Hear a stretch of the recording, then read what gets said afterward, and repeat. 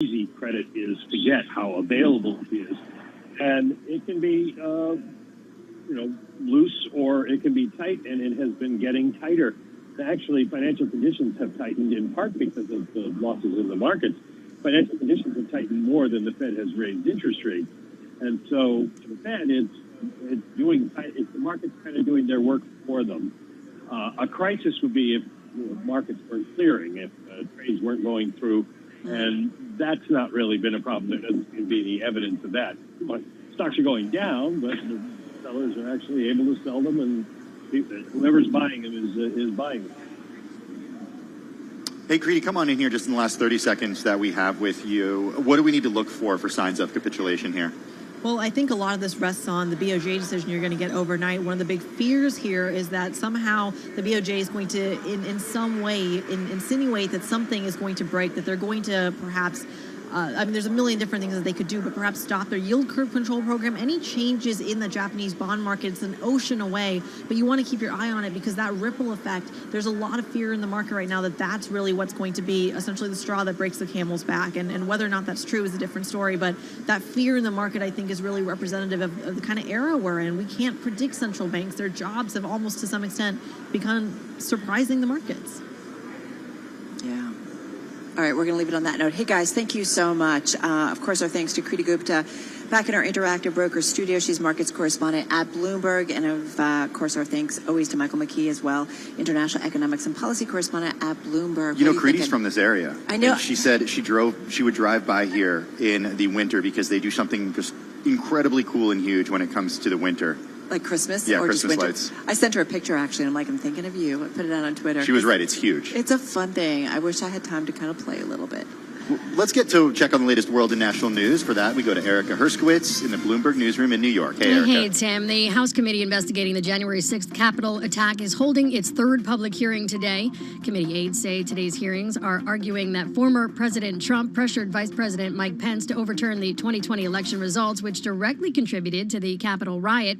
Committee co-chair Liz Cheney says Pence knew what he could and could not do as VP. Pence understood that his oath of office was more important than his loyalty to Donald Trump. He did his duty. President Trump unequivocally did not. Meanwhile, the Speaker of the House is being pressured on skyrocketing gas prices. Speaking to reporters, Nancy Pelosi says struggling families are being exploited. She accused big oil companies of price gouging, market manipulation, and corporate greed. Make a quick decision on whether to seek the death penalty in the Buffalo supermarket shooting. That is the message a judge delivered to federal prosecutors as the suspect accused of carrying out the attack appeared in court this morning.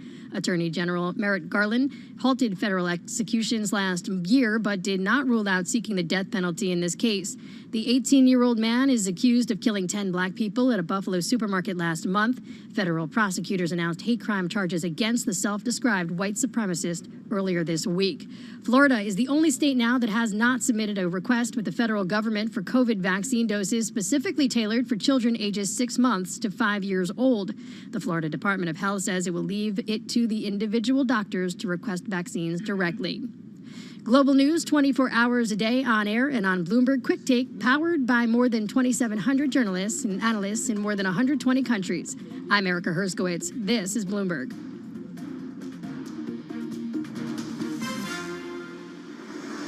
All right, Erica, thank you so much. Carol Massar, Tim Stanovic, we're live in Texas at BNY Mellon Pershing Insight 2022. Some great guests coming up from the event in just a moment. And I'm guessing this next story, we might just work into some of our conversations. This was the first story I read when I woke up this morning.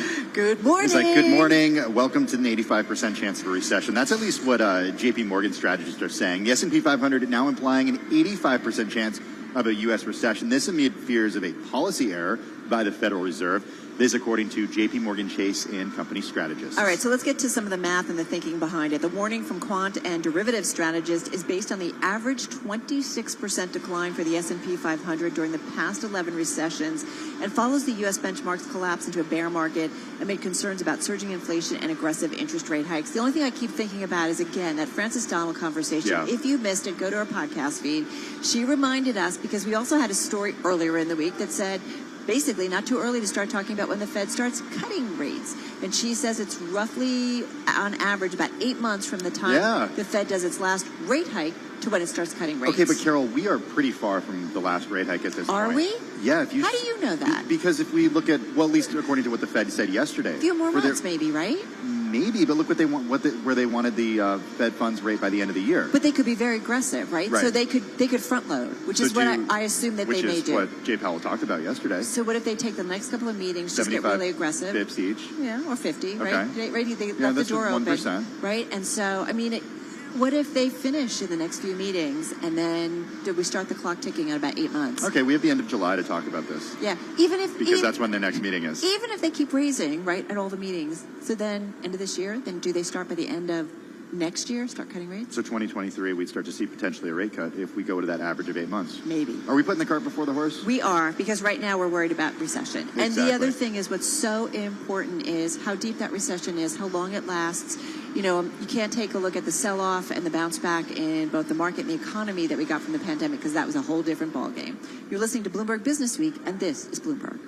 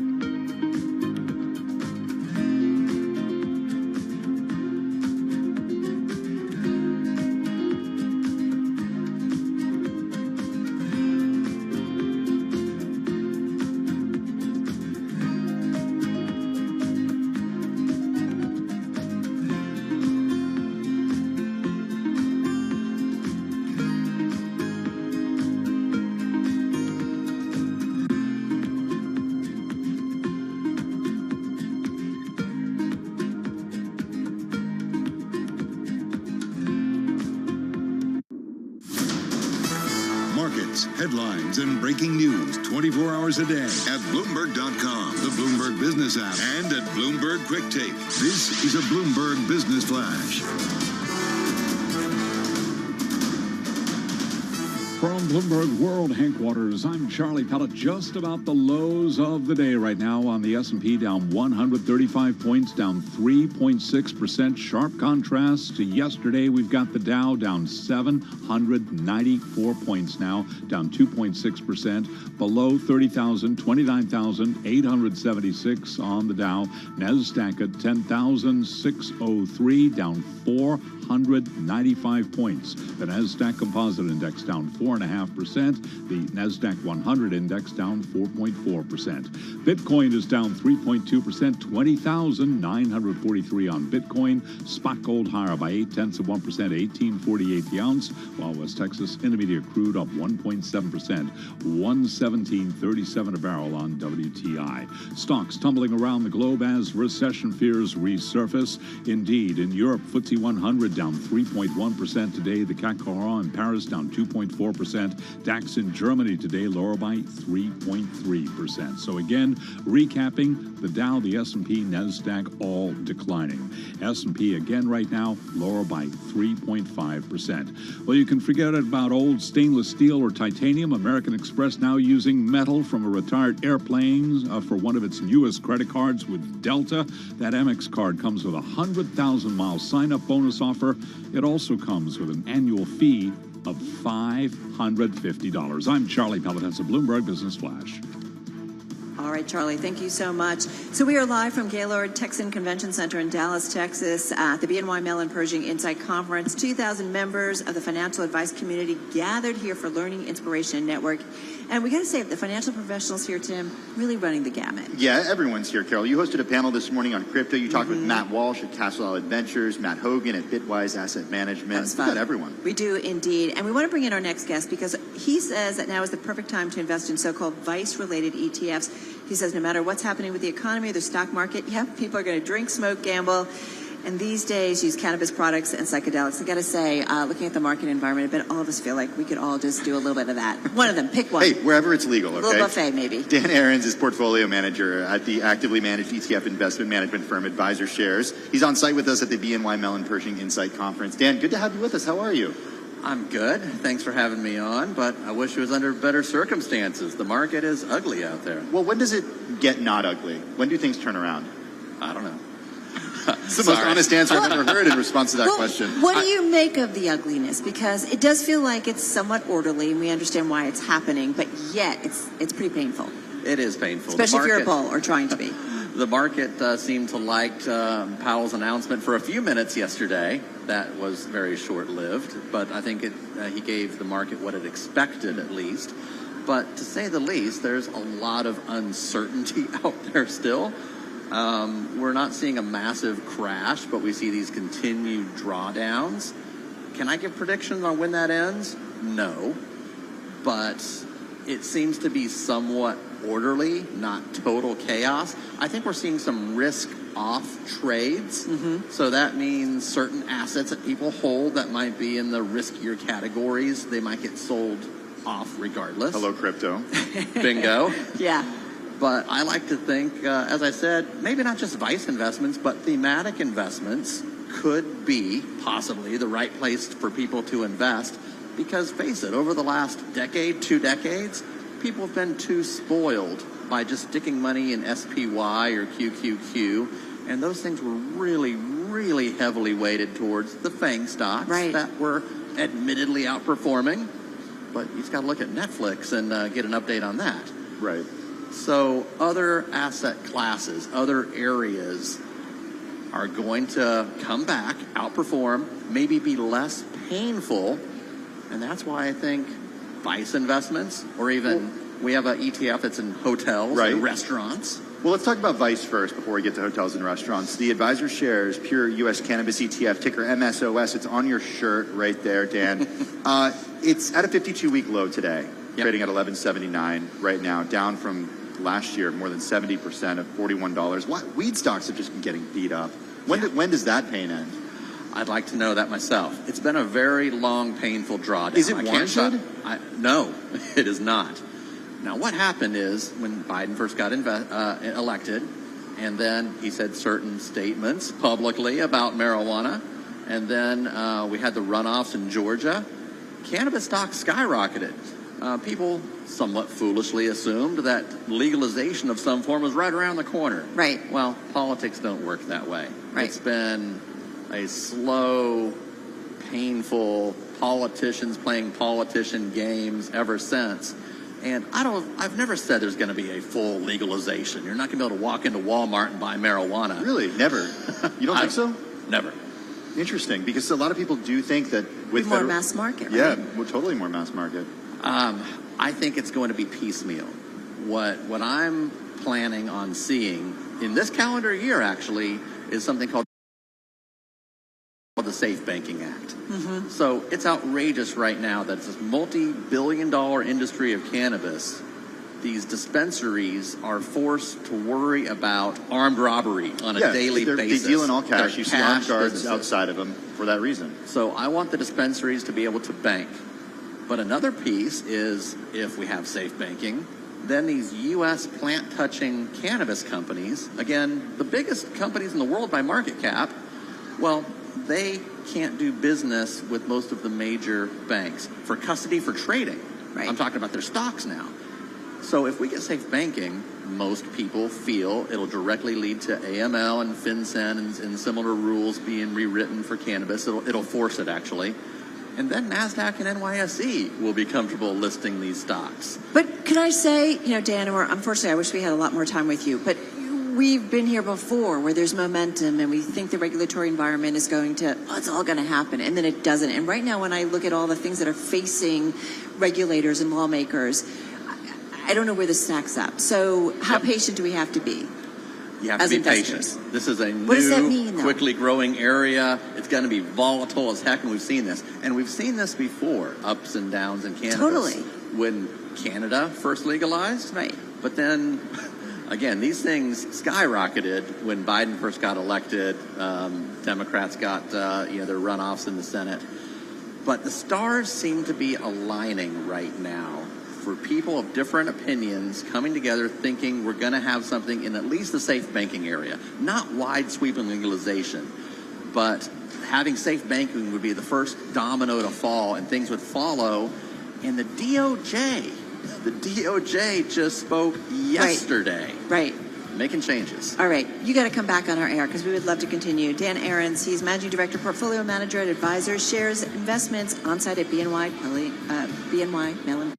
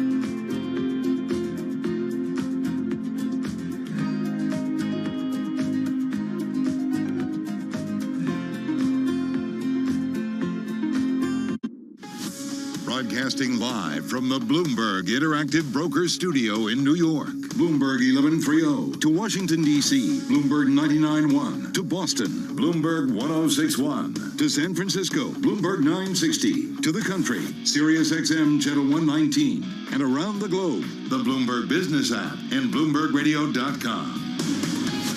This is Bloomberg Business Week.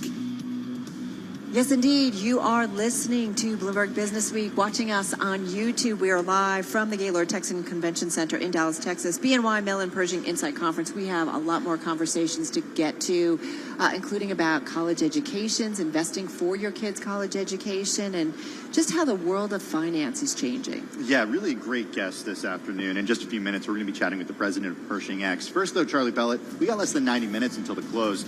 What's it looking like? Indeed, I got to get right to the numbers. Fast-moving markets, you got to keep it locked into Bloomberg Radio to see how things shake out. S&P now low of the day, down 136, down 3.6%. The Dow down 806 points. That is a drop of 2.6%.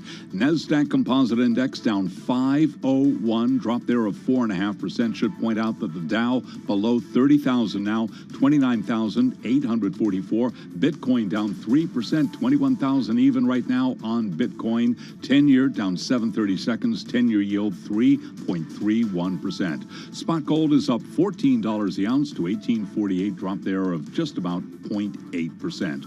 Stocks falling around the globe as recession fears resurface, with the Federal Reserve struggling to get on top of inflation that has proved more persistent and widespread than officials anticipated. And while Fed Chair Jay Powell said he does not expect 75 basis point moves to become the norm, he effectively admitted that a downturn was possible. Ellen Zentner is chief U.S. economist at Morgan Stanley. What we like to call recession is really opportunistic disinflation, because when the economy is in a downturn, it tends to take steam off of inflation. It has that gravitational pull. And so if the Fed can't do it alone from taking rates into restricted territory, they'll have to go even further.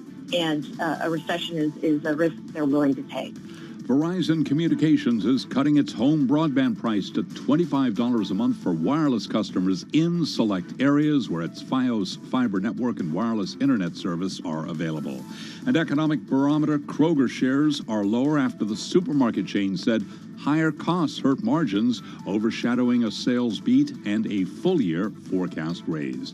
Right now, shares of Kroger down by 0.8%. Recapping 10-year yield 3.30%. S&P down 140, low of the day now, down 3.7%. I'm Charlie Pellet. That is a Bloomberg Business Flash. It's insane. Thank you. Just say that. All right, Charlie, thank you so much. We are live from the Gaylord Texan Convention Center, Dallas, Texas. We're at BNY Mellon Pershing Insight Conference. 2,000 members of the financial advice community gathered here for learning, inspiration, networking, so many smart conversations going on. And our next guest here on site with us is Ainsley Simmons. She's president of Pershing X. It's a new unit, a startup at the company, ultimately building out a platform of digital solutions for Pershing's Wealth Solutions clients. I cannot wait to talk with her. Hello. How are you? I'm fantastic. So tell us about what you're doing. Yeah, so Pershing X is, as you said, a fintech within the Bank of New York Mellon, and we're building what's called an advisory platform, which is all the tools an advisor needs to provide a client advice about, their financial plan, their portfolio, taxes, anything that really will help an end investor make good decisions. What specifically were you hearing from investors, from your customers, specifically from your customers, that made you say, we need to develop this thing internally, we need to build it? And what feedback did they give you about how to design it? Yeah, so the really interesting statistic in the market is that advisors spend 25% of their time with clients and 75% behind the computer pushing buttons. And sounds like doctors. No, and that's insane, right? It's crazy. In today's day and age, why do financial advisors have to be spending so much time tethered to their desk? And so our clients were like, do you have a way to help make us more efficient? And the truth of the matter is, there is no way today. So we decided to set up this division and build this product with our clients guiding us, by the way, and helping us prioritize what should come first, second, third, fourth, fifth, with the sole purpose of saving them time so they can help more people. You know what that means? They'll grow their business. So what's top of mind in terms of how you prioritize what you need to have on this platform? Absolutely. So the platform itself is going to be innovation, right? Never before have you been able to connect this application to that application to that application. Kind of think like G Suite, Google Suite, right? Where each product can be itself, but like good things happen if you start to use more than one product. So the platform itself is our first priority. It's really complicated. It's really hard, but that's where we're starting. And then we'll put applications on it that advisors need. They're not all going to be there to start, and we've been really clear about that. How are you thinking about this from a hardware perspective? Oh, it's cloud-based, 100%. So does that mean that equally people are able to access it equally and, to the fullest extent, whether they're on a PC, whether they're on a Mac, whether they're on an iPad? Most advisors are a PC and tablet, right? They're not usually working with clients on a phone, right? So as long as we're doing what's called responsive design, it'll be able to fit to any device type, we should be fine. I think really importantly, it has to be secure, it has to be safe. So that's where the Bank of New York Mellon comes in, right? But go ahead. What about working from home? Increasingly, we're hearing about flexibility there. Absolutely, because this is going to be web-based. You can do it from anywhere. It's 2022. We're fine on that. I said before you sat down, we loved reading about your background. You worked in beer, you worked in soup, beer, Campbell's soup, and then fintech, right? Right. And you have your own startup. So how do you think about, though, like the end consumer, right? What they need. And I can't tell you the people I talk to, like, love technology, but man, it drives me crazy. It complicates things rather than makes it Sure. And easier. if you think about your money, you're probably logging into your bank, somewhere advisor's website, maybe your your 401k somewhere else. And one thing we're really trying to do with this effort is create one end investor site that our clients could offer. And, that was really interesting. In our second advisory board meeting, they said this thing's got to have an end investor site because what we have today sucks. So, and they literally said that. So I was like, all right, if that's what you want, that's what you get. So we're going to build that. Okay, go ahead, Carol. Well, how long? How quickly? Yeah, so we're targeting to sort of have a Sorry. Yeah, it's okay. I mean, We have a million questions. No, I get it. Fast is the way of the world, right? So, but this is a very hard build. So we're going to put a private beta out towards the end of the year, early next year, get some people on it, giving us feedback. Then we'll start adding apps and releasing after that. So that's what we're like laser focused on right now. All right, I've been dying to ask you because you're in the fintech space and fintech is so hot right now, especially in 2021, getting so much investment from venture capitalists. When you look out across the landscape right now, what is promising fintech that you see? Because I always think back to what somebody said to me, the most innovative fintech we've seen is the ATM. Yeah, that's probably true. I think what's really happening in payments right now is going to sort of speed money, and that's cool. And, we heard this morning a ton about crypto and digital assets, and that's also cool. I personally think that there will be a lot of consolidation. They can't keep making these micro fintech apps. We're going to have to start building bigger experiences. Right. And I actually think Pershing X is sort of at the cutting edge of that. Right. Because we can't just keep making things smaller and smaller and expecting consumers to log into all these places, right? It doesn't make sense. It's like, okay, maybe not apples to apples, but I think about streaming now. Like, it's all become just multiple apps, and it's just too much stuff all over out there. It's too much stuff, but you're starting to see the innovation. I turned my TV on the other day, and they're starting to aggregate all of that into these more enterprise, like collective views, and that's exactly what we're trying to do here. We can't wait to see where you go with this. Oh, we're going to rock it. We will be checking in with you. Ainsley, thank you so much. Ainsley Simmons here, president of Pershing X. Let's go to World and National News with Erica Herskowitz. Hey, Erica. Hey, well, the committee investigating the January 6th Capitol attack holds its third public hearing today. The focus is on the alleged efforts by former President Trump to pressure then Vice President Pence to overturn the 2020 election results. Mississippi Democrat Benny Thompson says then President Trump turned the mob on Pence. We're fortunate for Mr. Pence's courage on January 6th. Our democracy came dangerously close to catastrophe. Meanwhile, the committee might have some questions for the wife of Supreme Court Justice Clarence Thomas. The Washington Post reports the committee has obtained email correspondence between Virginia Thomas and the Trump lawyer who reportedly played a key role in trying to get Vice President Pence to block Joe Biden's victory. It's been more than 3 weeks since the massacre that took place at Robb Elementary School in Uvalde, Texas, where there are still lingering questions about why it took police more than an hour to confront the gunman. A Texas legislative committee is holding its first hearing today in order to clear up the lingering questions about the timeline of the attack that left 19 students and 2 teachers dead. Florida is the only state that hasn't submitted a request with the federal government for COVID vaccine doses specifically tailored for children ages 6 months to 5 years old. The Florida Department of Health says it will leave it to individual doctors to request vaccines directly. Global news 24 hours a day on air and on Bloomberg Quick Take, powered by more than 2,700 journalists and analysts in more than 120 countries. I'm Erica Herskowitz, and this is Bloomberg.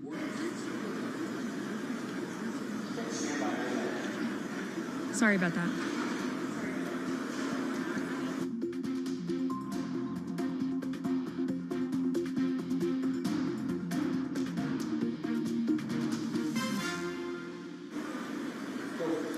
All right, you're listening to Bloomberg Business Week. Carol Master, Tim Stenovic. We're live on YouTube. You can see us there. You can also see us because we are in Texas right now at BNY Mellon Pershing Insight 2022. We're going to get back to some really smart conversations in just a moment. Meantime, can I talk a little bit about Kroger? Charlie mentioned this. Yeah, this is a really interesting story by our own Daniela Sartori-Cortina, who writes that Kroger is saying now that grocery shoppers are, quote, aggressively turning to cheaper store brands as they wrestle with the highest inflation in 4 decades. Carol, this is what we heard from Walmart just a few weeks ago when the company reported its most recent earnings. This is so interesting. Trading down. Yep, trading down. Like, do you ever do that? Like, you go into the drugstore and there's the name brand, and then you compare it, and they've got packaging that's similar, and the ingredients are the same, and they're like half the price. Okay, yes, I do that, but I do that regularly, whether or not I think we're in a recession. Yeah, with things like condiments, ketchup. Yeah.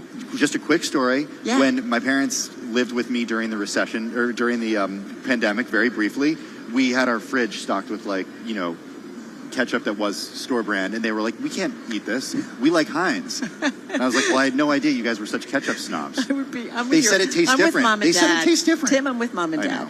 But it's just, listen, this is the reality of it. There's some really tough stories about elderly, right, who are on very fixed incomes, and the trade-off between medicines and healthcare and food, and it's really it is heartbreaking because people are having to make some very real decisions right now. Well, here's the data that Kroger is citing. Same-store sales for Kroger branded products rose 6.3% in the first quarter, Carol. This faster than the overall sales growth, the company said on its earnings call. Customers who are facing higher prices everywhere, from the gas pump to the checkout line, are, quote, actively looking for ways to save. This is what Rodney McMullen, the company's CEO, told analysts on the call. I talked with him at Milken, and he did talk about company brands and what was going on in terms of the pandemic. You mentioned Kroger's comments. They are just a tone from what we've heard lately from some consumer staples giants, Procter & Gamble, who say they haven't seen shoppers trade down to store brands in a meaningful way. A contrast. But we will see. I mean, this is when you start to see the dollar stores, right, really take off as well. That's where consumers go to shop. You're listening to Bloomberg Radio.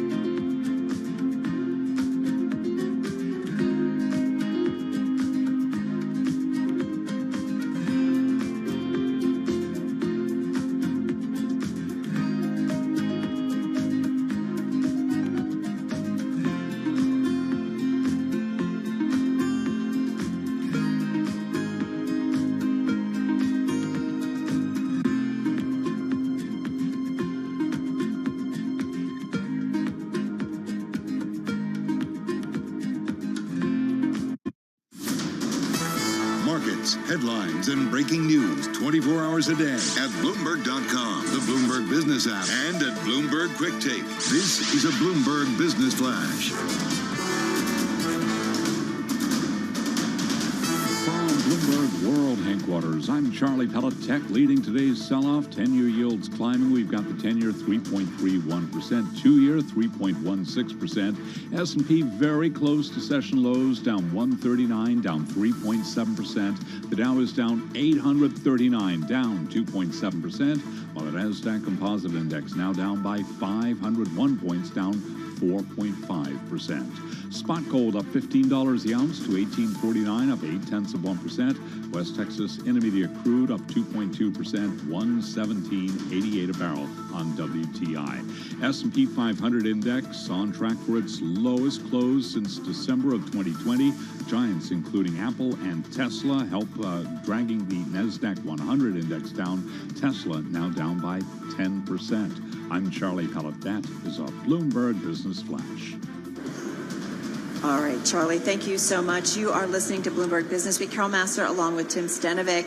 And this week's cover story, it's in the remarks section. It is all about inflation. It's not moderated. It has not peaked. And that's why the Fed yesterday took that historic step of raising interest rates by a whopping 75 basis points. Tim, the biggest hike since 1994. Bloomberg Business Week Assistant Managing Editor Jim Ellis writes all about it in the remarks section of Business Week this week. He joins us along with Joel Weber, the editor of Bloomberg Business Week. Joel, not that surprising, but I'm kind of surprised that you can, win you can actually win a Nobel for this. People dislike inflation. I should note that Robert Shiller, who has won a Nobel, wrote that paper back in 1997. Why do people dislike inflation so much? Oh man, it just upends everything that you think about the world makes sense, right? And I think as a colleague of mine has likened it to, it's like termites suddenly descending on your house and just eating away at your sense of wealth, and that has it makes you go to some dark places really quick. And that is because of the nature of the last year and the spike that we've seen in inflation. It has been something that Americans who have not had a sense of what inflation means is suddenly it is gripping the country, and it is leading to all kinds of anxieties, and that's reverberating across markets and everything else. And so, I turned to Jim Ellis early in the cycle and said, Jim, you're elder statesman on the staff. You lived through the 70s and 80s at Business Week. We've asked you to write about this stuff before. Can you kind of give us a toehold in it? And then, between the Fed and the markets and everything this week, it really, to me, what Jim ended up writing was really this sense of what it all means, right? And so, Jim, I'm just curious, I'll take Tim's question on Shiller and kind of bring that back to you. Why is inflation such almost like a cancer for sanity? I guess at its core, it's because it's one of those things that people don't truly understand, certainly don't understand it in the way that economists do, and but don't really have a clear definition for what it is, but they sort of know when it's there. And they're afraid of it. And I think they're most afraid of it because it's one of those things that can affect the quality of their life. At the same time, they have very little control over. And because of that, people are terrified of it. And, obviously, an economist might tell you, well, there can be some good things about inflation. Inflation starts moving, if prices if wages start moving up, then, particularly for people who are either outside the labor force or people at the bottom of the labor force, maybe that's a good thing. But you won't find anyone, as Shiller in his research tried, they didn't find a single soul of the hundreds of people they interviewed who actually thought that inflation was a good thing. I mean, instead, we're sort of hardwired into thinking that things that we don't understand and that we can't control are bad things to be avoided, particularly when they, the only way they can help you from post-pandemic. And so in a lot of ways, we're in a better place than we were in the 70s, obviously. But one thing that really rings true here, in a similarity to the 70s, is that there is a feeling that there are other things afoot. There are other things beyond just the continual rise in prices that are making people feel uneasy and out of control and with their existence. I mean, right now we have everything from the pandemic that doesn't seem to want to end.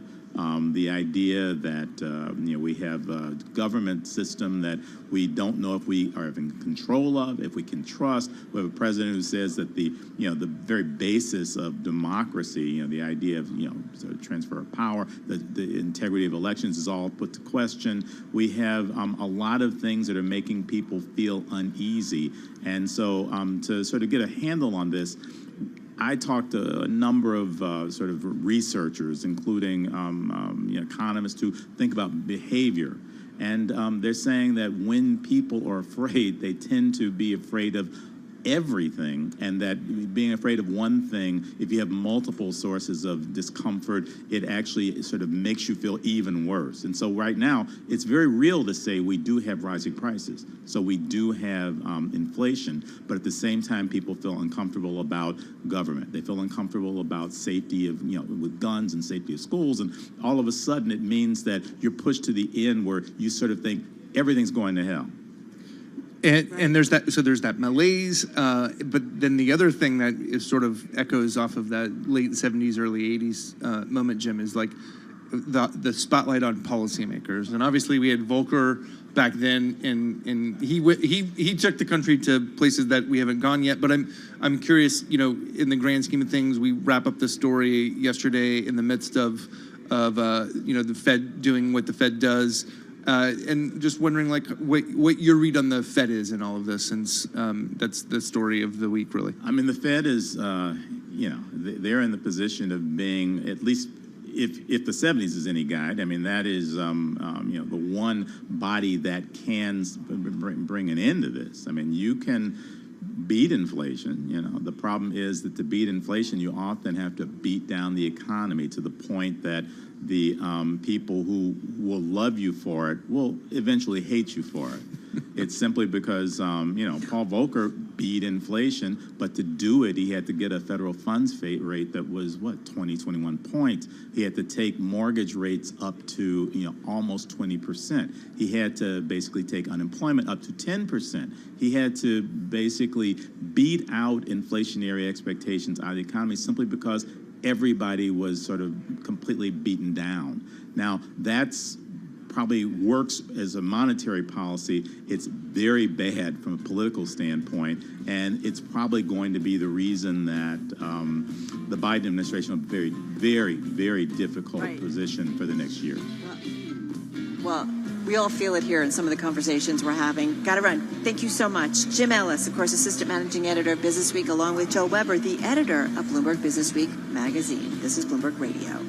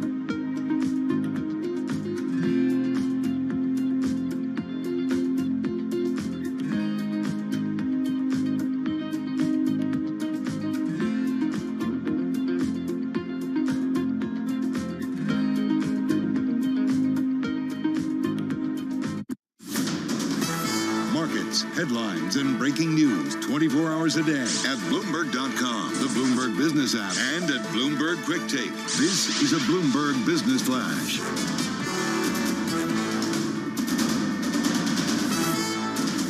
World Headquarters, I'm Charlie Pellet. We move into the final hour of trading on this Thursday, June 16th, post a Fed day with the S&P on track for its lowest close since December 2020. The NASDAQ 100 index right now is plunging by 4.6%. Right to the numbers with NASDAQ down 503, drop there of 4.5%. S&P 500 index a little bit bounce off the bottom here, but down 140, drop there of 3.7%, while the Dow Jones Industrial Average is down 860 points for the Dow. That is a drop of 2.8%. Stocks are selling off as recession fears resurface, with the Federal Reserve struggling to get on top of inflation that has proved more persistent and widespread than officials anticipated.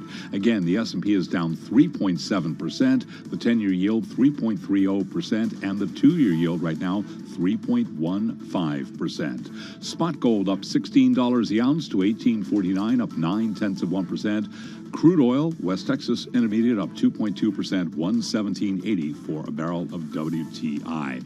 Housing starts are moderating as mortgage rates surge, and with more on that story, here's Bloomberg's Vinny Del Giudice. Construction activity slowed in May after housing starts rose in April at the fastest pace in 16 years. But higher mortgage rates pose a threat. The average rate on a 30-year home loan rose to 5.78% this week, the largest increase since 1987. The Federal Reserve is lifting interest rates to tame inflation by restraining economic growth. Vinny Del Giudice, Bloomberg Radio. Boeing shares are up 0.1%. The airplane makers laying plans to restart 787 Dreamliner handovers that have been largely halted since late 2020. Again, recapping, equities are selling off with the S&P 500 index down 133 points, low of the day down 3.5%. And that's a Bloomberg Business Flash.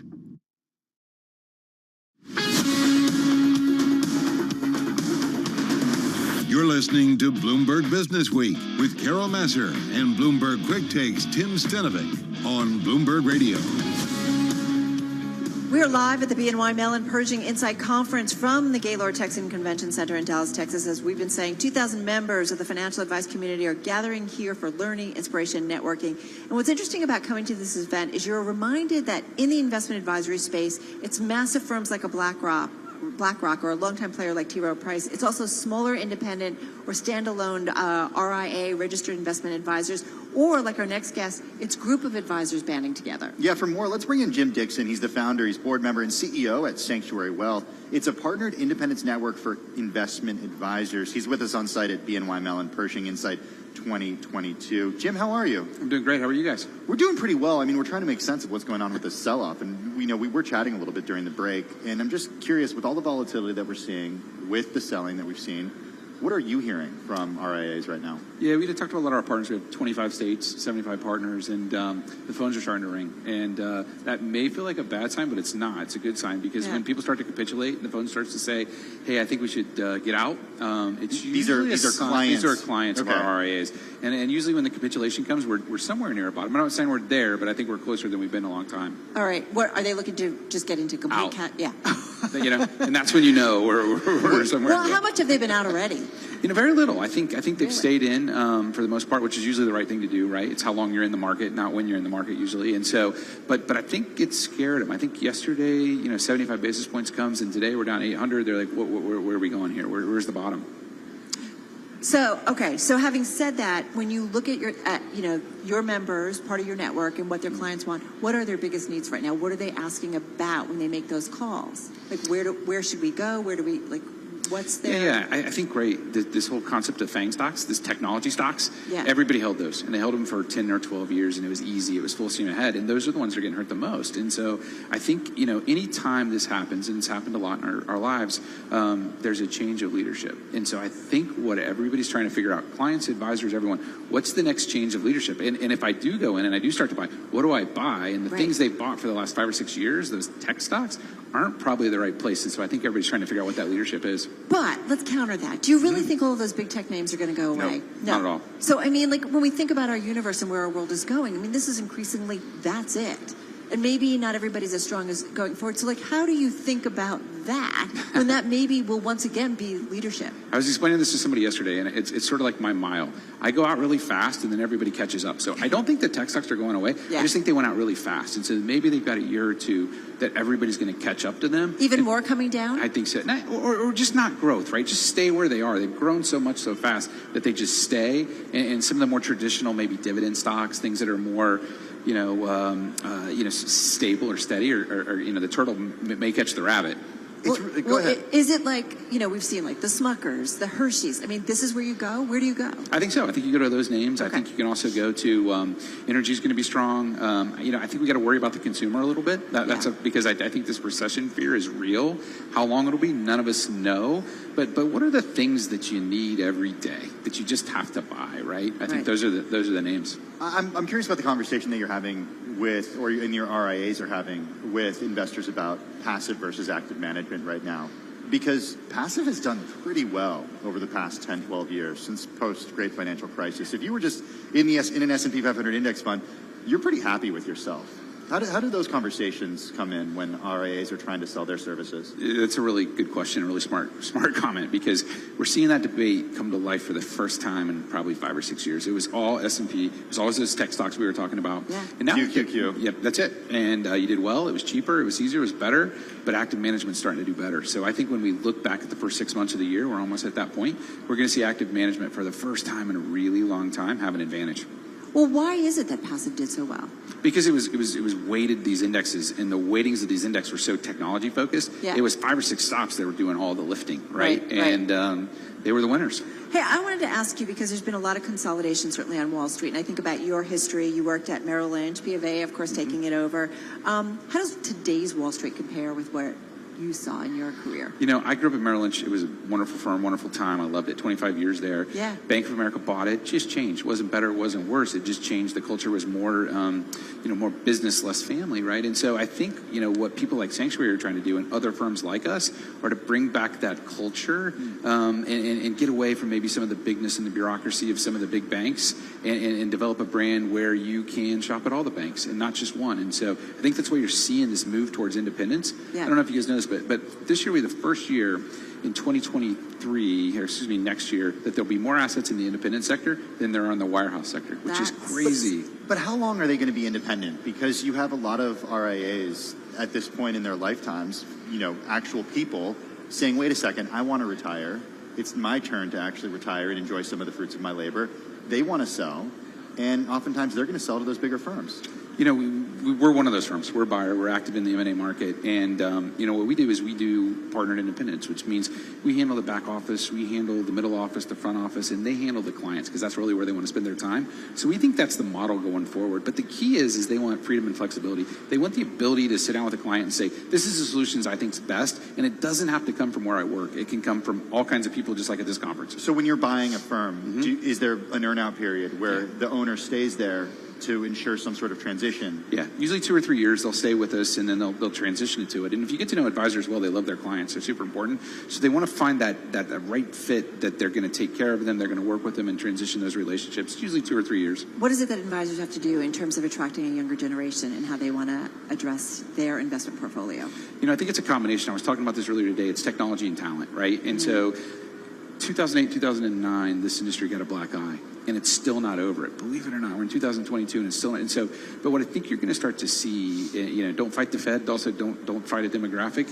You're seeing so many people retire that the opportunity for younger and diverse advisors is so good because there's a hole, right? There's so many retiring advisors that the opportunity's there, and so I think we're seeing more and more talent come in every day. All right, ready to call a bottom? Close. What's close mean?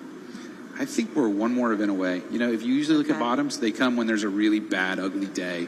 And I don't think we're quite there yet, but I think we're getting closer. I know when I go Feels away in ugly. August, right? The market always sells off. That's it. I'm serious. Every time I go away.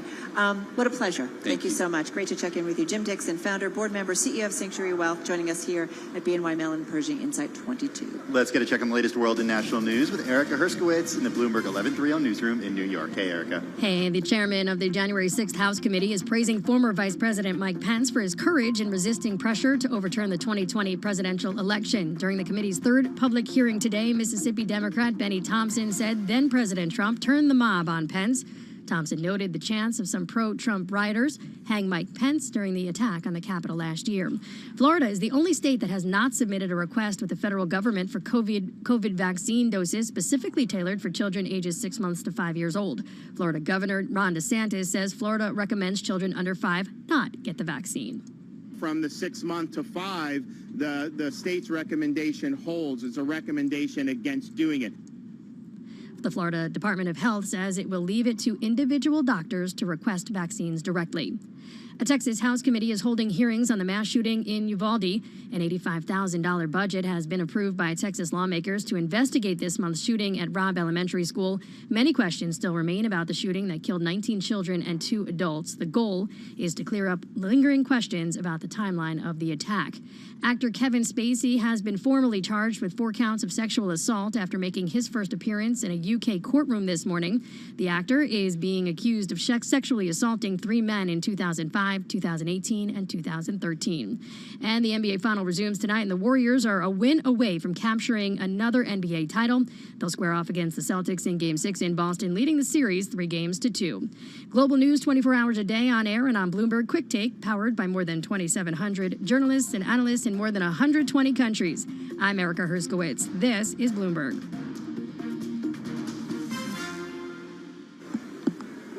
All right. Thank you so much, Erica. You are listening to Bloomberg Business Week. Watching us on YouTube, we are live at BNY Mellon Pershing Insight Conference 2022 in Dallas, Texas. We're going to get back to our guests there. In the meantime, so easy in this environment. We've been a little bit distracted because we're at this event and talking to a lot of financial professionals and how they're investing for their clients. But we've got economic data that continues to come out. We did. We didn't even talk about this with Michael McKee, International Economics and Policy Correspondent, who joins us every Thursday, and usually we start with the economic data that we got.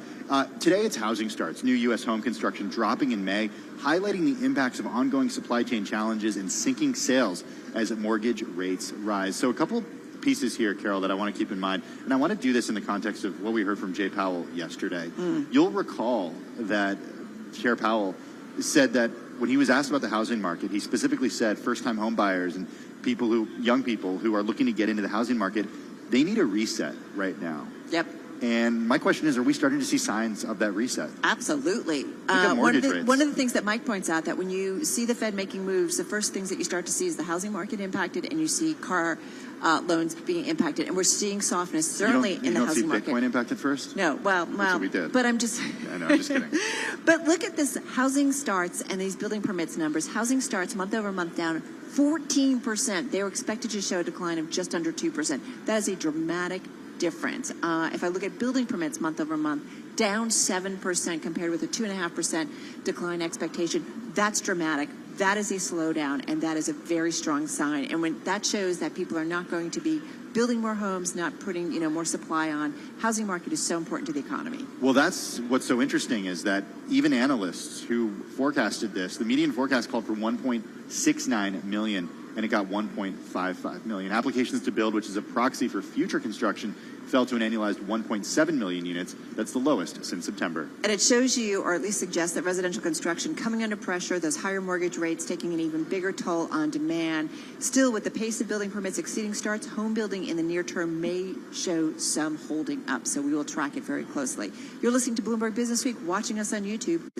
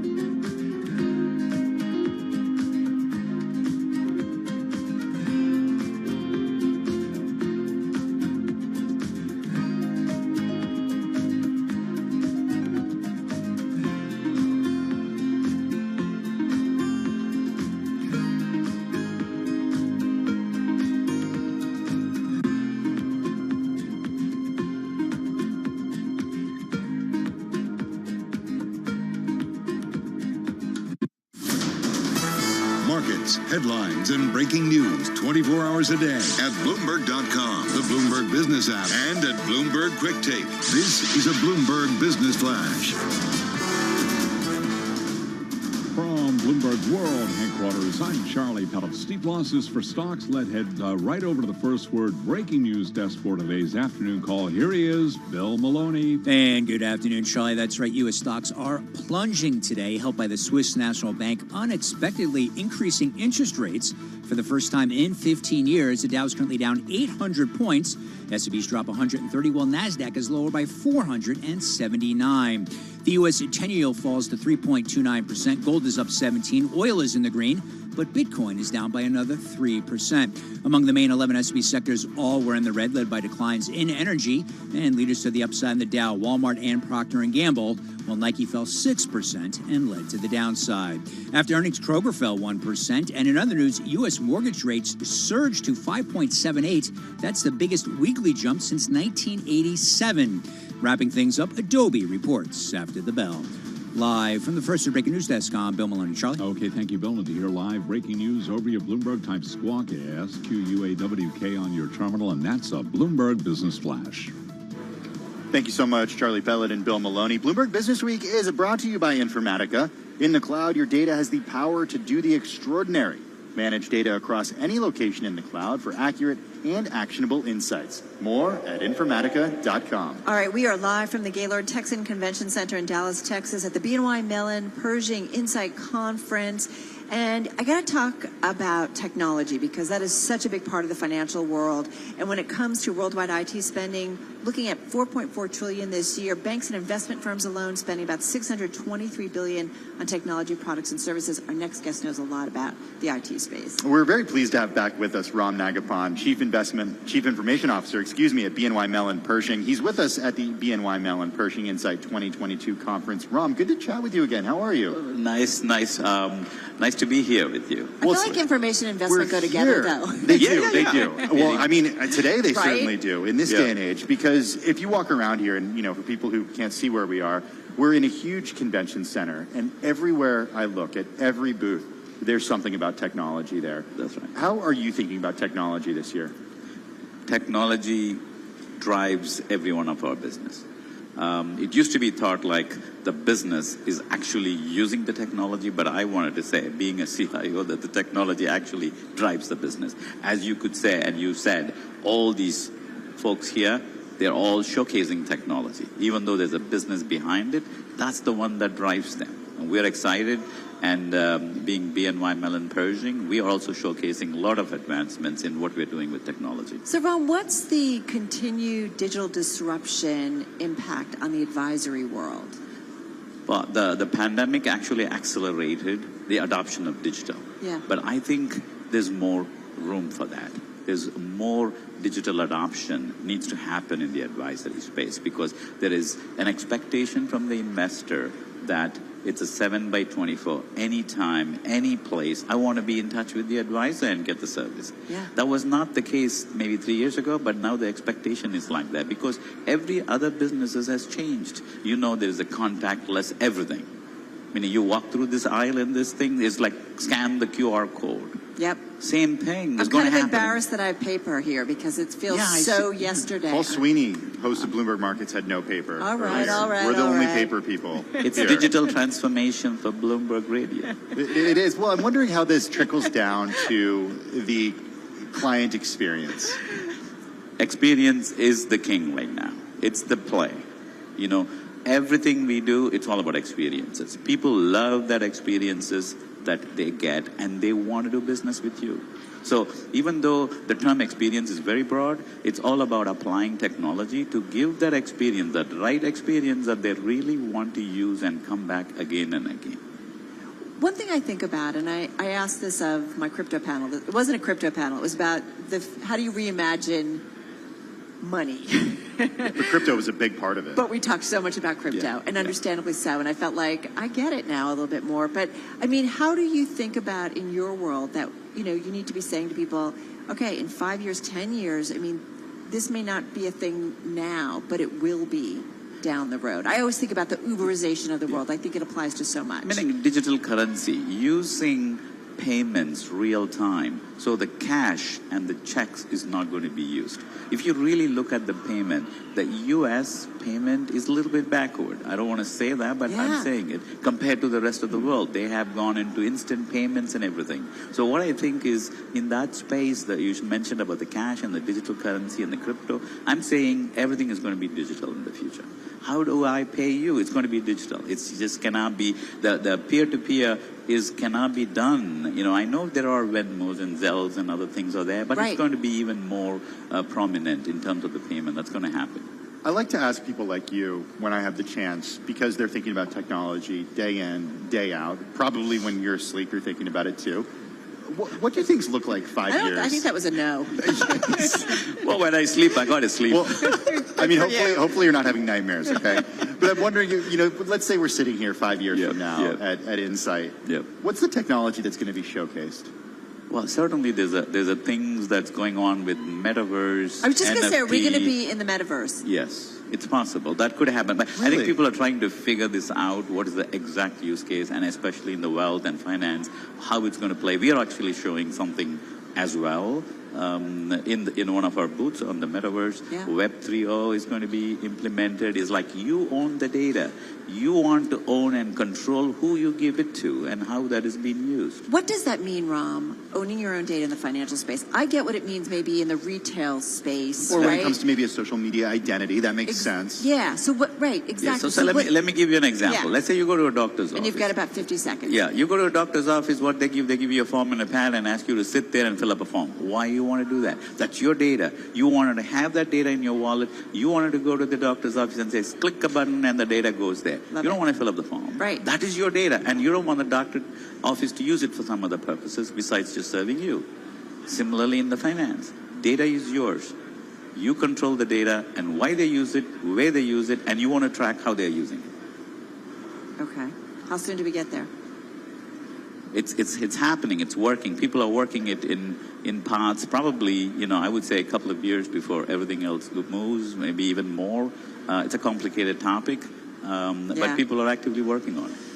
I love that idea. I think that is such a big part of our future, right? In terms of our data control and how we use it and apply it and how we benefit from it. That's right. Yeah. You own the stocks and the data. Yeah. All right. So when you sleep, you don't think about this. I want to sleep. That wasn't the question. I am with you. All right, Ram Nagapan. He's the Chief Information Officer at BNY Mellon Pershing. Always a fun conversation when he joins us on site here at Insight 2022. Coming up, we're going to continue to track the markets and talk a little bit about DEI, diversity and inclusion.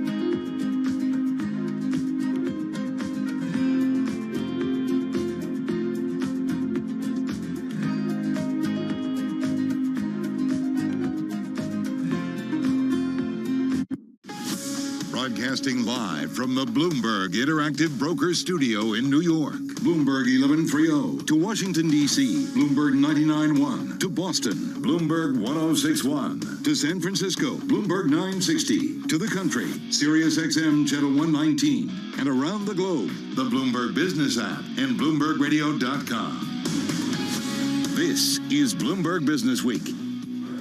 I'm going to say this next guest is going to be preaching to the choir because you and I talk about this, the importance of diversity and inclusion in everything we do, and that includes financial advice. Yeah, really looking forward to sitting down with Tanya Bottoms, Managing Director and Senior Managing Counsel at BNY Mellon Pershing. She's going to be joining us in just a minute. First, though, Charlie Pellet, we are less than a half hour away from the close. Give us an update. Yeah, well, in one word, red. Red on the screen with the Dow, the S&P, NASDAQ, all lower. However, off-session lows, 28 minutes to go right now, Tim, with the S&P down 124, right to the numbers, down 3.3%. The Dow down 747, drop there of 2.5%. We've got NASDAQ down 458, drop there of 4.1%. 10-year's up 5/30 seconds. 10-year yield right now 3.26%. Keeping an eye on the 2-year, 3.12%. Spot gold up $15 the ounce to $18.49, up by 0.9%.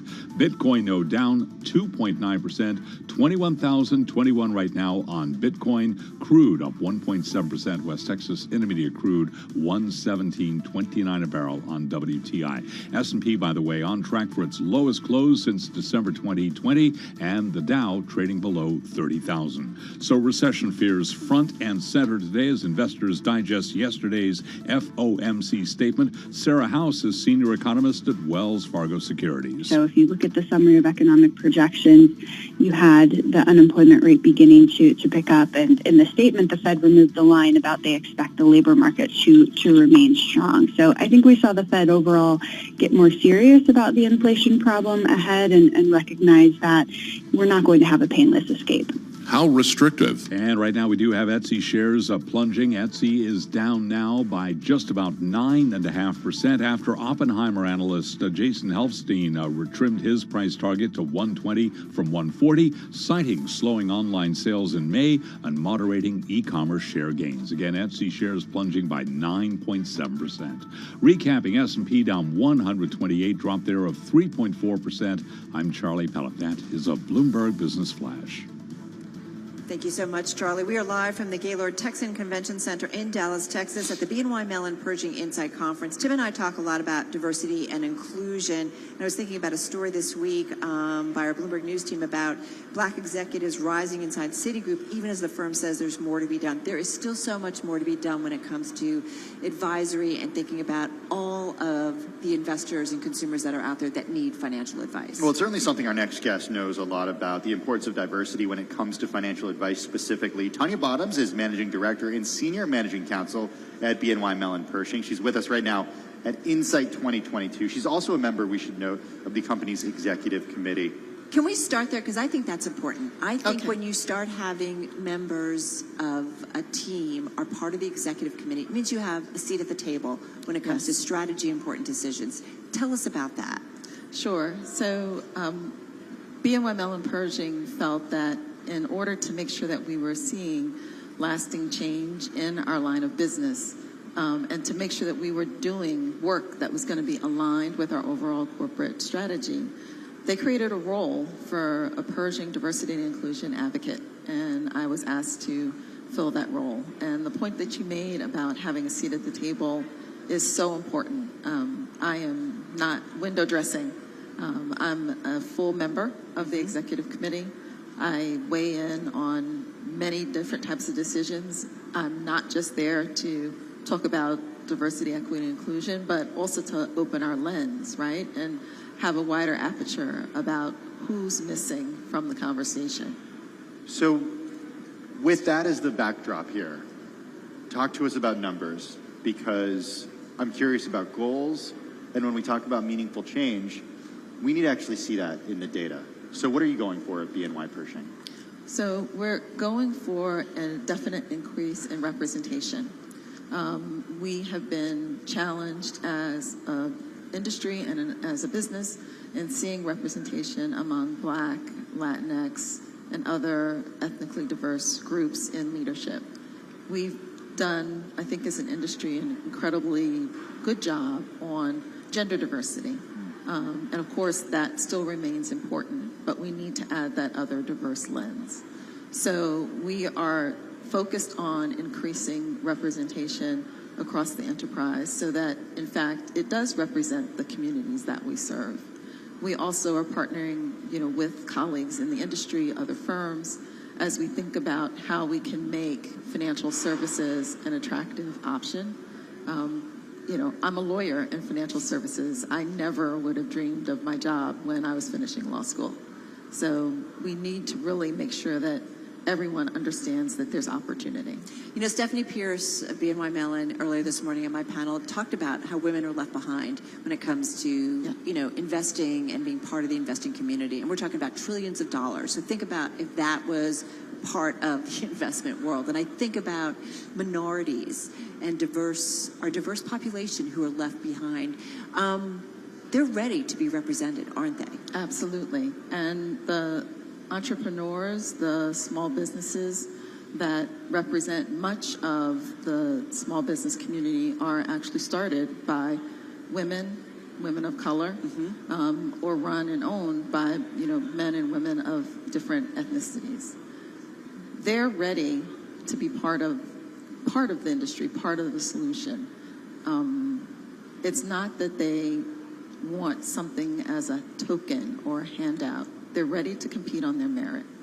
Well, that's what I wanted to talk to you about, is the competition element of this. Okay. And talk about how research has shown this makes a firm better. This makes a firm stronger. This makes a firm better able to compete with its peers. So you're right. There are a number of studies that talk about the benefits of having diverse leadership. The increase in representation of women and minorities on boards, and how that's correlated to the profitability of firms. And, if you think about it, right, we're a data-driven industry, so that should be, right, a driving part of it. And the data absolutely is. But we've got to also think about how we're dealing with people, right, not just numbers. And being able to show people that we're all included in this effort and in this discussion, that everybody has a role to play. And if we're talking about representation in Black and Latinx communities, it doesn't mean that it's to the exclusion of any other community that we serve. So having the ability to have having the ability to have a diverse representation within your company is only going to serve you better when you're engaging with clients, when you're engaging with other communities, because then they can see themselves in you. It's so important. And when we talk about the gaps that are out there in society, this is a big step in reducing those gaps. We have to run, but thank you so much. Really appreciate it. Thank you for having me. So great. Tanya Bottoms, she's Managing Director, Senior Managing Counsel at BNY Mellon Pershing, joining us here on site. Let's get a check on the latest world and national news. For that, we turn to Erica Herskowitz. Hey, Erica. Hey, well, the chairman of the January 6th House is holding its third public hearing today, focusing on arguments that the former President Trump pressured Vice President Mike Pence to overturn the 2020 election results, which directly contributed to the Capitol riot. Former counselor to Pence, Greg Jacob, testified today. Pence knew he had no legal authority to overturn the results. There was no way that our framers would ever have put one person in a role to have decisive impact on the outcome of the election. Jacob testified Pence resisted intense pressure from then-President Trump and agreed with his advisors that he had no constitutional authority to do so. Florida officials have decided not to order any COVID vaccine doses for children younger than 5. However, Governor Ron DeSantis clarified the state's new recommendation for kids under 5 not to get vaccinated is not a restriction. Florida is the only state that has not asked the federal government for doses specifically tailored for children ages 6 months to 5 years. The Florida Department of Health says it will leave it up to individual doctors to make that request directly. President Biden signed an executive order that would protect LGBTQ youth. The new order cracks down on conversion therapy and calls for the expanded access to mental health resources and to gender-affirming care for LGBTQ patients.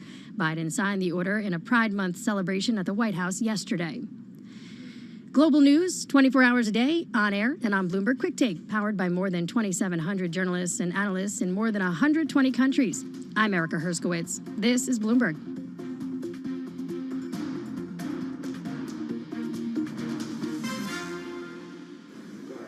All right, you are listening to Bloomberg Business Week. Erica, thank you so much. I'm Carol Massar. Tim Stanovic, we are live in Texas at Pershing Insight 2022, talking with financial advisors, really top of mind, and it's ESG, it's diversity, it's technology, it's crypto. There's so much stuff going on.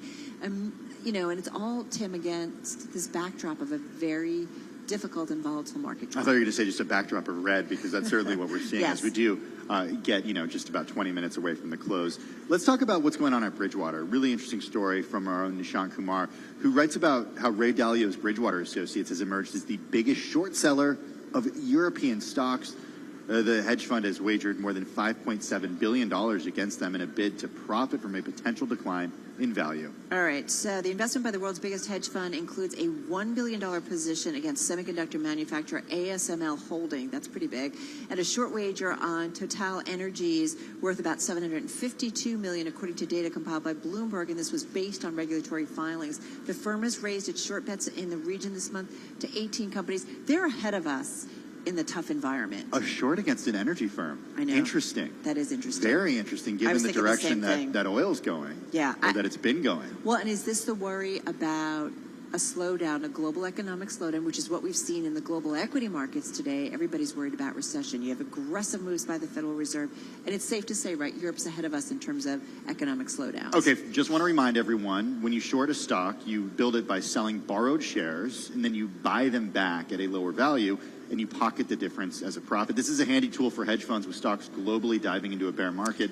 under pressure from rising interest rates and spiraling inflation. Our story does point out, and so trying to understand exactly what the strategy is, it is not clear if the bets aim for pure profit from declining shares or form part of a broader hedging strategy of the firm, which uses quantitative models to invest. So you need, you just don't know, right, the whole picture of what they're doing. Yeah, Bridgewater manages about $150 billion in assets. It's the biggest short seller in Europe based on the value of its positions. All right, we've got more from Pershing Insight 2022. Carol Massar, Tim Stanovic.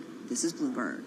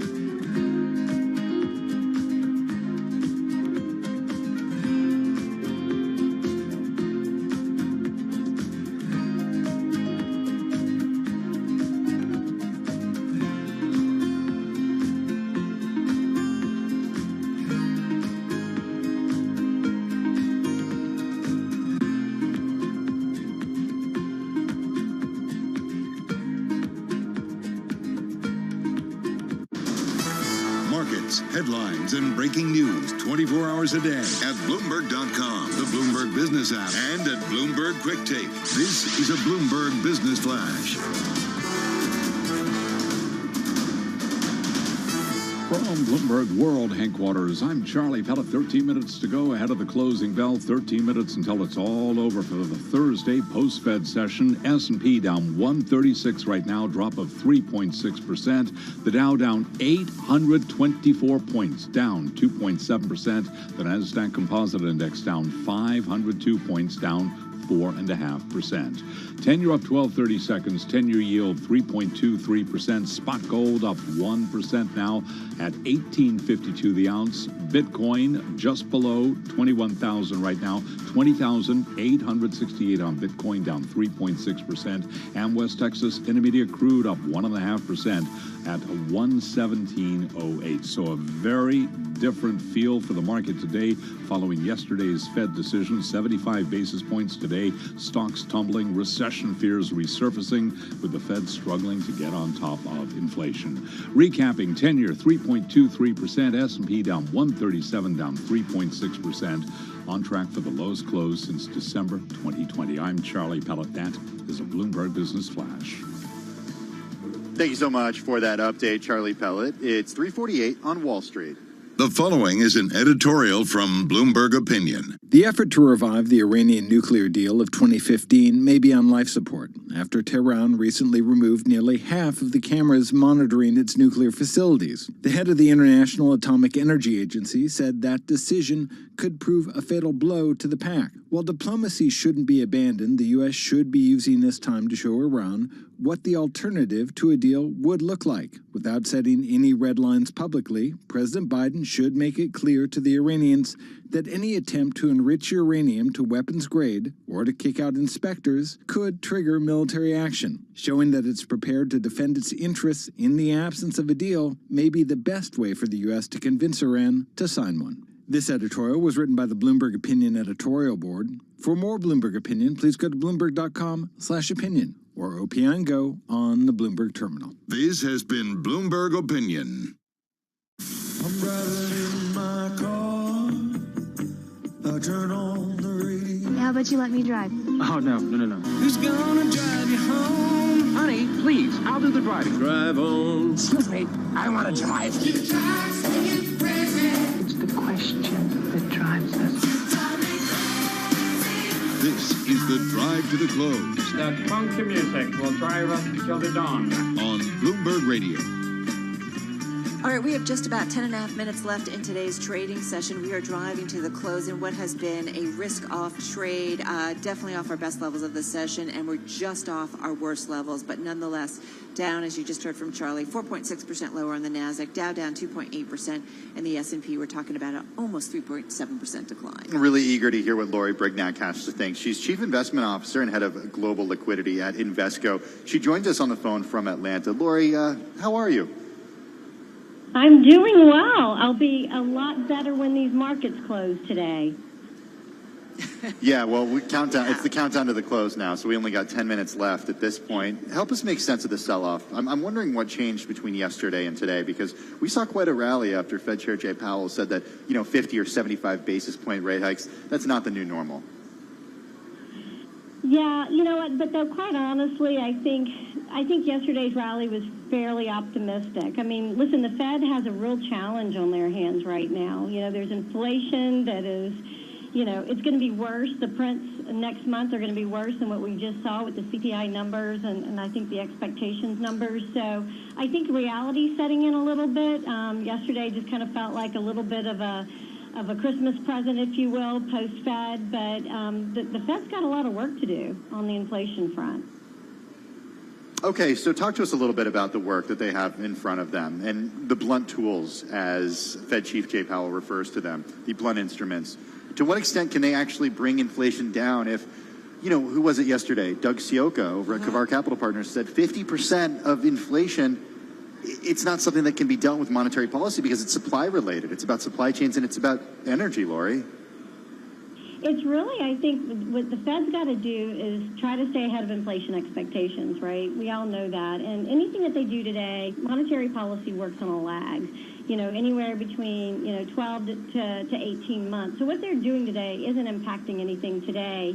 And what they're really trying to do is just make sure inflation expectations don't become unhinged. And I think that's the critical component. I mean, also the other thing too is we know, monetary policy was too easy for too long, so they've got to make up some ground here to try to stay ahead of it. So unfortunately, I don't think that the news is going to get any better over the next month for the Fed in terms of inflation. We're starting to see some weaker numbers, just I think in the overall economy, and so this is a tough situation for them to be in. But we're also hopeful that once we sort of get past the peak of the summer, that some of these things that we've seen, in terms of Target and Best Buy and some of the supply issues, you should start to see those pricing start to abate a little bit and maybe give them a little breathing room. The back half. Lori, I have to say, when I saw that you were going to be on with us, I thought it was the perfect guest post-Fed because, when it comes to the right liquidity play and where do we go short term, we just had a guest on earlier, Jim Dixon, who said that all of, it's a network of registered investment advisors, and so many of their clients are calling and like, we're out. I'm done with the market. I'm done. So where do you go when you're looking for the right liquidity play right now? Well, you know what? Quite honestly, it's been a challenge because every time that you've thought about putting some money to work in what has been, traditional rate hikes that we've seen over the last 20 plus years, right? You can start to step your toe back into the market. Every time you've done that, you've been punished. So, obviously in my position, we run money market funds, liquidity products. And so what we're talking to clients about right now is just, I know some of these yields look attractive, but stay short. The Fed's got a lot of work to do. You need to hide out the front end, and you actually see it. I mean, when you look at money fund assets in the United States, we're still near the highs that we saw right past COVID. Corporate treasurers are still holding a lot of cash. Banks are, see deposits are going up. So there is a ton of dry powder. I think people are hiding in the front end, and we're seeing that with some of the dislocations because there's just not a whole heck of a lot of supply to go around for all the demand. So, okay, but if you have to make a choice, I mean, is it just go to cash, the ultimate liquid asset? Do you go to T-bills? Do you go to CDs? We kind of laugh that, we're all getting bombarded with money market. But they're like, 75 basis points for, an interest rate. It's negligible at this point. Right, it's pretty low. So where do you go? Well, it's interesting if you think about, like you said, you threw out, Treasury bills. If you look at the 6-month T-bill, it's trading at a 215, 220. That's going to be underwater, in a month. So, yes, a lot of people are putting money to work in Treasury bills, commercial paper, but there's only so much supply to go around. What we're telling clients to do is really just park it. Park it in the overnights because anything that you buy at this point is going to be underwater very, very quickly. And the other thing, too, that's been really interesting is when you look at Treasury's cash balance, we saw that balance go up. Tax receipts were quite strong this year. So Treasury's actually been cutting back on the amount of bill supply in the front end. So if you think about these trillions of dollars that are not normally in the front end chasing very little supply, it's been a little, it's been your classic supply-demand mismatch. So unfortunately, we are telling people just to stay in overnights right now. It just makes the most sense until we get past these next couple of Fed meetings. So Tim is pointing and ask about the liquidity survey. Ask about the liquidity survey. The thing I'm interested in is about corporate liquidity. I want to know about the health of corporations. What are you seeing? What are you hearing? Well, so the AFP has been doing this corporate liquidity survey for 17 years, and as you guys know, that's a long time to be able to track what are corporate treasurers thinking, what are they doing, how are they managing their liquidity, and obviously we saw the big dash for cash back in March of 2020. We still are seeing corporations are holding near record liquidity. They haven't really deployed a lot of that cash, but they are starting to put money to work, which is really encouraging. I think one thing that will be interesting is, that cash can be put to work, whether it's going to be buybacks. there's probably going to be some of that cash that will get drugged down, if you will, just naturally because of higher costs and things like that. But, you know, they are staying quite short because kind of like you said, customers are asking, what do we do with our cash? Corporate treasurers are in the same boat. Do we extend or do we stay very, very short? So they are also staying cautious just because of some of the geopolitical risks. Well, so great, and a perfect guest to talk to us after that Fed meeting in the current environment. Lori Brignac, she's CIO and head of global liquidity at Invesco, joining us on the phone from Atlanta. Well, we're firmly in a bear market here, Carol. The S&P 500 down 23% so far this year, even more if you look at the peak. We're also seeing declines of 2.5% in the Dow. All right, coming up next, we're going to head to our Bloomberg TV team. They're going to take you through the closing bell, Beyond the Bell, in just a moment.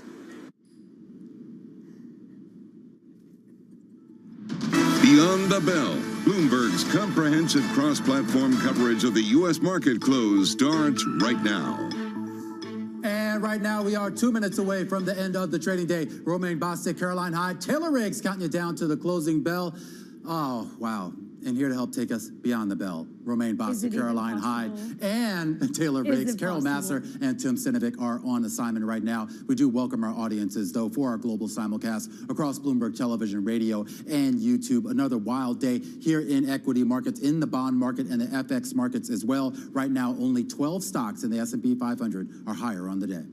Notable, and we're down 3.3% on the S&P 500 overall. But volumes, again, we are committed to this selling. We're seeing about a third above your usual volume over the last 20 days on the S&P 500 to the higher side. You're seeing volume elevated across tech stocks, across overall the Dow Jones Industrial Average as well. So this is really the knee-jerk reaction to the rally we saw yesterday. A knee-jerk reaction, a lot of concerns about economic conditions. There's some headlines moving right now. The president apparently speaking to the Associated Press. In his words, he's saying that a recession is, quote, not inevitable as the Fed works to tame inflation here. And this is really the elephant in the room right now. Recessionary conditions or even stagflationary conditions. And are we as an economy and more importantly as a market going to be able to escape that? I think a lot of the strategists shifted, Caroline, from a soft landing to maybe soft-ish landing, trying to sort of get around what otherwise might be a hard landing as well, certainly navigating that line. I think, again, what is so interesting is we talked a lot about massive yield moves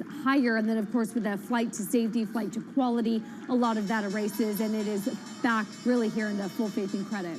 All right, well, the good news is stocks are well off the lows of the day. At one point, the S&P was flirting with a 4% decline and the NASDAQ with a 5% decline. The bad news is we're still pretty low here. The Dow Jones Industrial Average losing more than 700 points here on the day, going to finish down by about 2.4%. The S&P 500, which, like I said, was down as much as 4% on the day, closes lower by 3.2%, while the NASDAQ Composite, which had breached that 5% decline on the day, is going to finish the day down by about 4%. The Russell 2000 did see a few bids come in as we got closer to the closing bells, but it's still finishing the day here, guys, down by 4.7%. And I love that we zoom out, Romaine, and really show the intraday chart, because that really has been the big laggard, of course, there on the day and the big underperformer. I want to take us, for a radio audience, as we do, sort of two sectors underneath the surface. You can really get an idea of what's happening with some of these individual sectors. And frankly, it doesn't look good, Romaine, because everything is red on the screen. Even the, quote, best performers are still red on the day. The relative outperformers, if you will, household products, food and beverage, food and staples. This pretty feels like a defensive sector to me. You're off anywhere from about 0.3 to about 1% or so on the day. We go all the way to the bottom of the screen and it gets significantly worse and significantly more red. And it feels classic risk off with energy, durables, semiconductors, auto components. Those are the sectors, Romaine, that are off anywhere from 5, 6 to almost 9% or so on the day. Yeah, and you talk about some of those individual movers. 15 stocks in the S&P 500 finished in the green today, and it was a lot of sort of those defensive names. Procter & Gamble up 0.6%. Newmont Mining, the gold miner, up about 3%. Most of the other names in that space were your Walmarts and a lot of healthcare names, as a lot of people sought out some degree of safety. As far as what was down, well, it's pretty much everything was down. All of big tech moved lower. Tesla finishing the day down by about 8.5%. Microsoft down about 2% on the day. And we should point out that the biggest decliners on a percent basis in the S&P 500, a lot of that was really in those discretionary names, particularly travel stocks. Norwegian Cruise down 11.5%. Royal Caribbean down 11.5%. Carnival down 11%. Penn National down 11% as well. Etsy finishing the day, guys, down by 9%. down, down, down. Meanwhile, we look at what's up, and it's every other currency pair versus the US dollar, what it feels like. Just extraordinary moves when you look cross-asset. We were just hearing about some of the moves in the stock market. I'm looking at the foreign exchange market, which saw the Swiss franc often a haven trade, but today all about the monetary policy trade. We've seen the US Federal Reserve go with its hawkish sentiment, but then swift behind it, the Bank of England comes with its 5th straight hike in as many meetings. We're seeing, therefore, the British pound strengthening by 1.5% against the US dollar. The Swiss franc then completely takes the market by surprise. Swiss National Bank comes in, raises rates for the first time in 15 years. We're strengthening to the tune of almost 3% against the US dollar. I'll let Taylor take you to the Euro Swissy. Big moves in terms of FX pairs. Swissy. Japanese yen, Swissy. Japanese yen up strengthening 1.3% as all eyes trigger in on what the Bank of Japan does overnight. Could they too blow us away and give us that surprise? I'm looking also at what really continues to be like this, whether it's a haven trade or whether it's just a supply-demand dynamic. The supply side once again wins out with oil. WTI 1.6% to the higher side. Brent crude also trading higher as we worry about the supply side issues, even though we're now bracing ourselves for a slower economy. Though metals sort of feel the pain of that worry of global recession discussion. And meanwhile, it was again a day of extraordinary moves on the bond market in Europe. Swiss bonds, we see yields spike up by about 12 basis points. We see that over in Irish debt as well. But we did see interesting moves, of course, here in the United States, Taylor.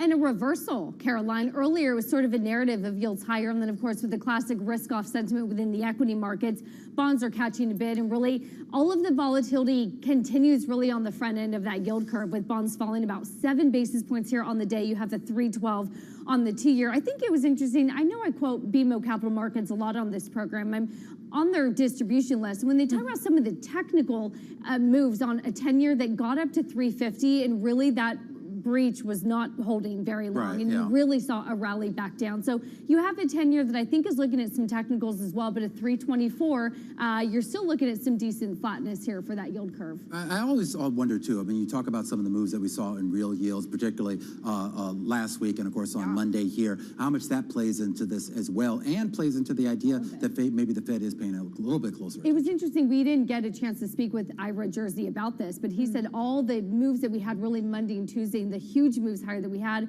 really was driven by real yields, not so much of, well, maybe those inflation expectations. And this is where we go back to whether cross-asset moves in any way start to feel systemic, start to feel worrying. And yes, certainly the global nature of the central bank hawkishness feels systemic, but does it feel disorderly to systemic? Not so much. Yeah, but the problem is that systemic tends to kind of show up all at once, as we kind of know from past examples. I mean, as somebody who's failed the CFA test 6 times, I do know that, you know, you talk about when you sort of get these crashes, what do they talk about? Basically, all the correlations go to 1, right? That's your systemic risk here. Are we going to get there? Is that sort of in the cards here? I haven't heard anyone really say that, no one credible at least, but it doesn't mean it can't happen. All I will say is the comments that I get on Twitter and Instagram are Romaine is the smart one on this program. Well, that's the big secret on the program, is that Taylor's actually the smartest one here, but she doesn't look it. You look very smart, Taylor. Meanwhile, tell you what looks less than smart is another company that is downgrading its forecasts. This time, Adobe seeing full-year revenue of about $17.65 billion and previously seen $17.9 billion. The interesting take is whether or not this is FX related, as we saw with Microsoft, and as our own Anna Agrana have been saying, look, more software companies are likely to say this. Third quarter revenue, they say, is $4.43 billion. The market have been looking for $4.5 billion. So here's a company that, are we going to hear more about slowing purchasing of key software companies? I do wonder, and you think about, too, the subscription model that they move to and sort of fully embrace, which to a certain extent keeps a lot of people tethered, at least for economically speaking, and whether that gets broken. Some of these companies and some of the individuals who use those products would have to find an alternative at some point if that's part of your business. I mean, it's worth recognizing that it achieved record second quarter revenues, so they still say they had strong demand. But we'll recap the backlog in a moment. Matters, too. The backlog matters. We, of course, want to thank our cross-platform audience for sticking with us for that. Of course, coverage of the market closed, Bloomberg TV, radio, and YouTube. We'll be back tomorrow, same place, same time.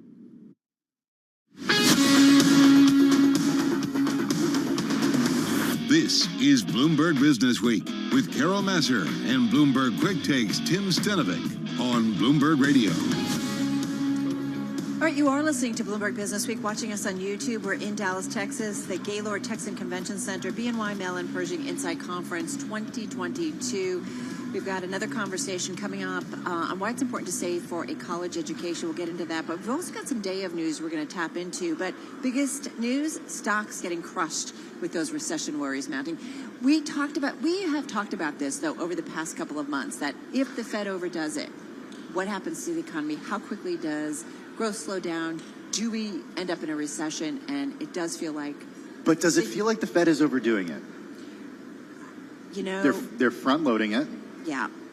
And that's why I'm still struggling with the question about what changed between yesterday and today in terms of that optimistic... It's actually the same kind of thing that we saw I think yesterday, after the most recent Fed meeting. Yeah. Before yesterday's. I think we saw stocks rally during the press conference and rally to the close and then fall the next day. Yeah, I guess I kind of think, people are coming to this reality of we still have inflation, and even Jay Powell talked about this. It's going to take a while for it to come down. This is not something that's going to, because he can only do so much when it comes to maybe helping bring down demand. Exactly. He cannot fix those supply chains. He cannot fix a lot of the things that are right now putting pressure on higher prices. Like energy, for example. Interestingly enough, if we take a deeper dive into the S&P 500, we do see that energy was the worst performer, down 5.6%. Consumer staples was the best performer, still in the red, though down 0.7%. As you heard Taylor and Romaine and Caroline mention during the simulcast just now, we did only see 14 stocks in the entire S&P 500 finish higher on the day. 490 of them, Carol, finished lower. I find the energy trade fascinating. This is one that's been on a tear. And then to see, you said it was the worst performing major industry group in the S&P 500. We saw European gas gyrating as Russia cuts escalate the energy crisis. There's a lot going on. But the thing is, if we see a global slowdown, and that means demand will be down, certainly those energy players are going to feel it. And look, you've said it before, energy is volatile. Think about what we were doing 2 years ago at this point, where oil prices were. They were just coming off of being in the negative. Yeah, exactly. And you talk to any major energy executive, they're going to remind you that we have our booms and busts. They play out often. All right, you are listening to Bloomberg Business Week. Carol Master along with Tim Stanovic. We're going to talk a little Elon Musk and a little Twitter. First, though, let's get a check on the latest world and national news with Erica Herskowitz in the Bloomberg newsroom in New York. Hey, Erica. Hey, Tim. Well, the January 6th House Committee is holding its third public hearing today, releasing video clips of witnesses to a phone call between then-President Trump and Vice President Pence on the morning of January 6, 2021. In the clip, witnesses say they saw Trump pressuring Pence to take steps to overturn the results of the presidential election. Former first daughter Ivanka Trump described the call, saying it was a different tone than she had heard her father use with VP Pence before. The conversation was pretty heated. Other witnesses talked about hearing Trump use words like wimp while accusing Pence of not being tough enough. President Biden has approved a disaster declaration for Montana as it deals with historic flooding, which opens the door for more federal money to repair immediate destruction to 3 counties near Yellowstone National Park, which has seen horrible flood damage this week. U.S. Supreme Court is getting close to deciding an abortion case that could upend a ruling that's been in place for decades. The court is considering a Mississippi abortion case, and a leaked draft opinion revealed justices were ready to overturn Roe versus Wade. The nation could see the final ruling soon, as justices will issue new opinions on Tuesday and Thursday of next week. FIFA will announce its venues for the 2026 World Cup today. There are 16 U.S. states in the running, along with sites from Mexico and Canada. State governors are eagerly awaiting the news due to the positive economic impact the World Cup is expected to bring. Global news 24 hours a day on air and on Bloomberg Quick Take, powered by more than 2,700 journalists and analysts in more than 120 countries. I'm Erica Herskowitz, and this is Bloomberg.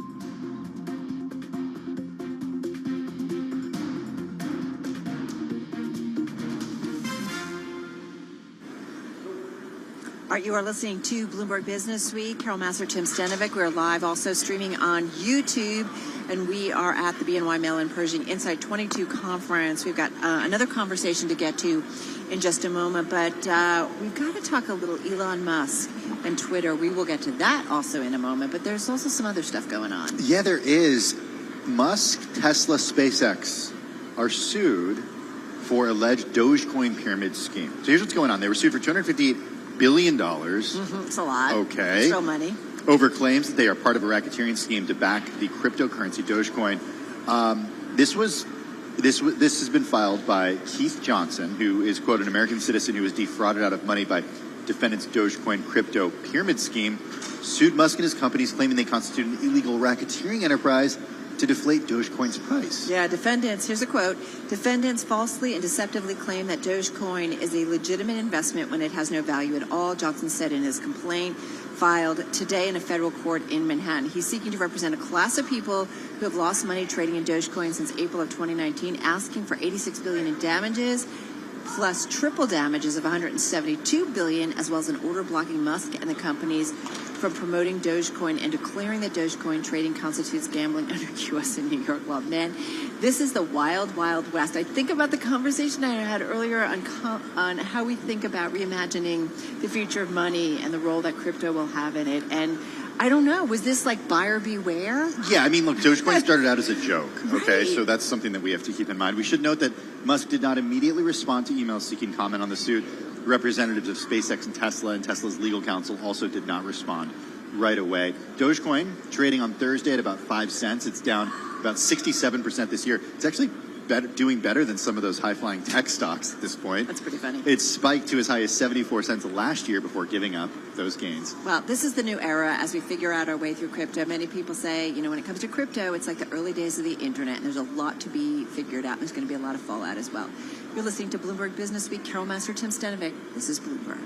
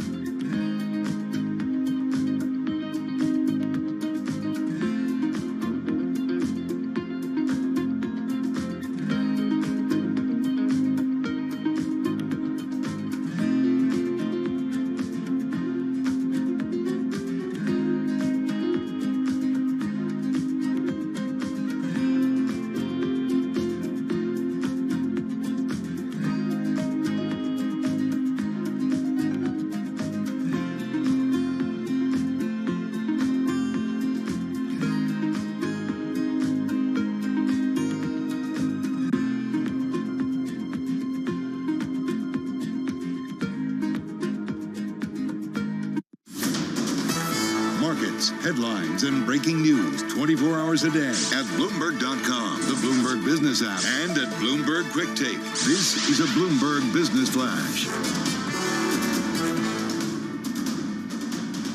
From Bloomberg World Headquarters, I'm Charlie Pellet. Just getting earnings out of Adobe. Its shares are trading lower after hours, down now by just about 4% as Adobe cuts its outlook.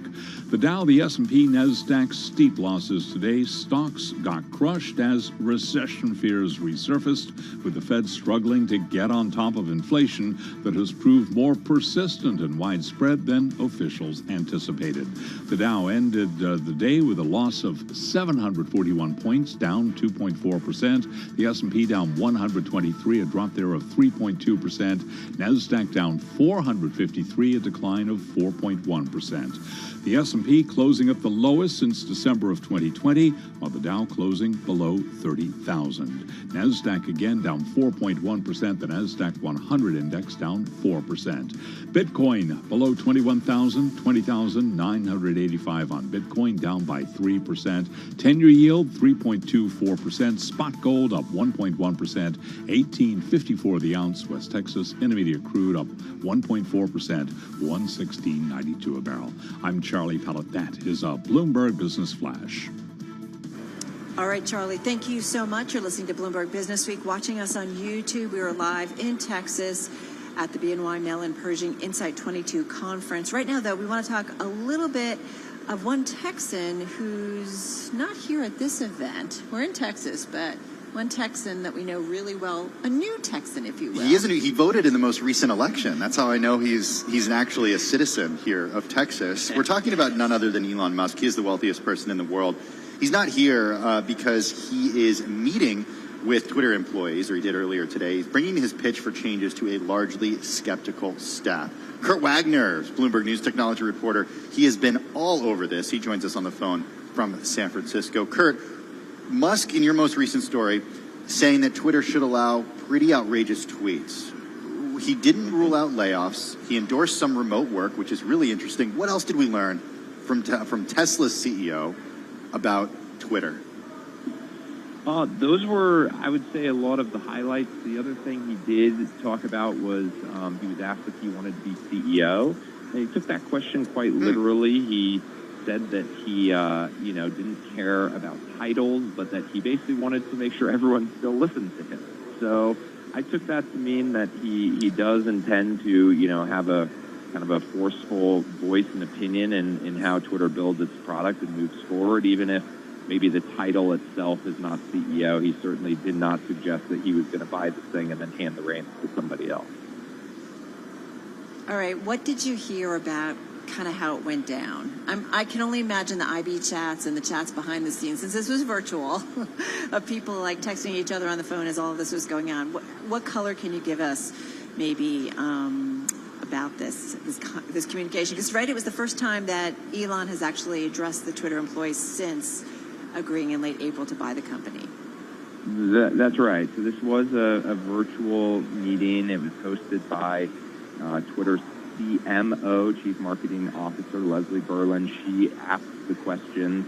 Employees had submitted questions over Slack beforehand and had kind of been voting on them, and then Leslie kind of combined different themes into questions that she then asked of Musk. As you can imagine, employees were quite actively chatting amongst themselves during this process. I'm told that there was a Slack channel that was very busy with a lot of people kind of chiming in as he was saying things. I know, for example, that he brought up the term exceptional a few different times, saying, hey, if you're an exceptional employee, you can probably keep working from home. If you're an exceptional employee, you don't have to worry about layoffs.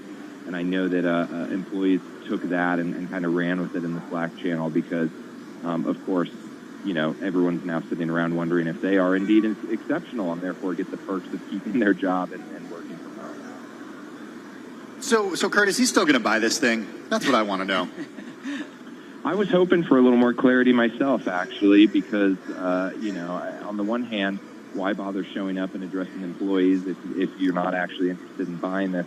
And then on the other hand, I didn't hear him really say that explicitly today. I thought maybe he might say, I'm going to do everything in my power to close this deal or something to that extent.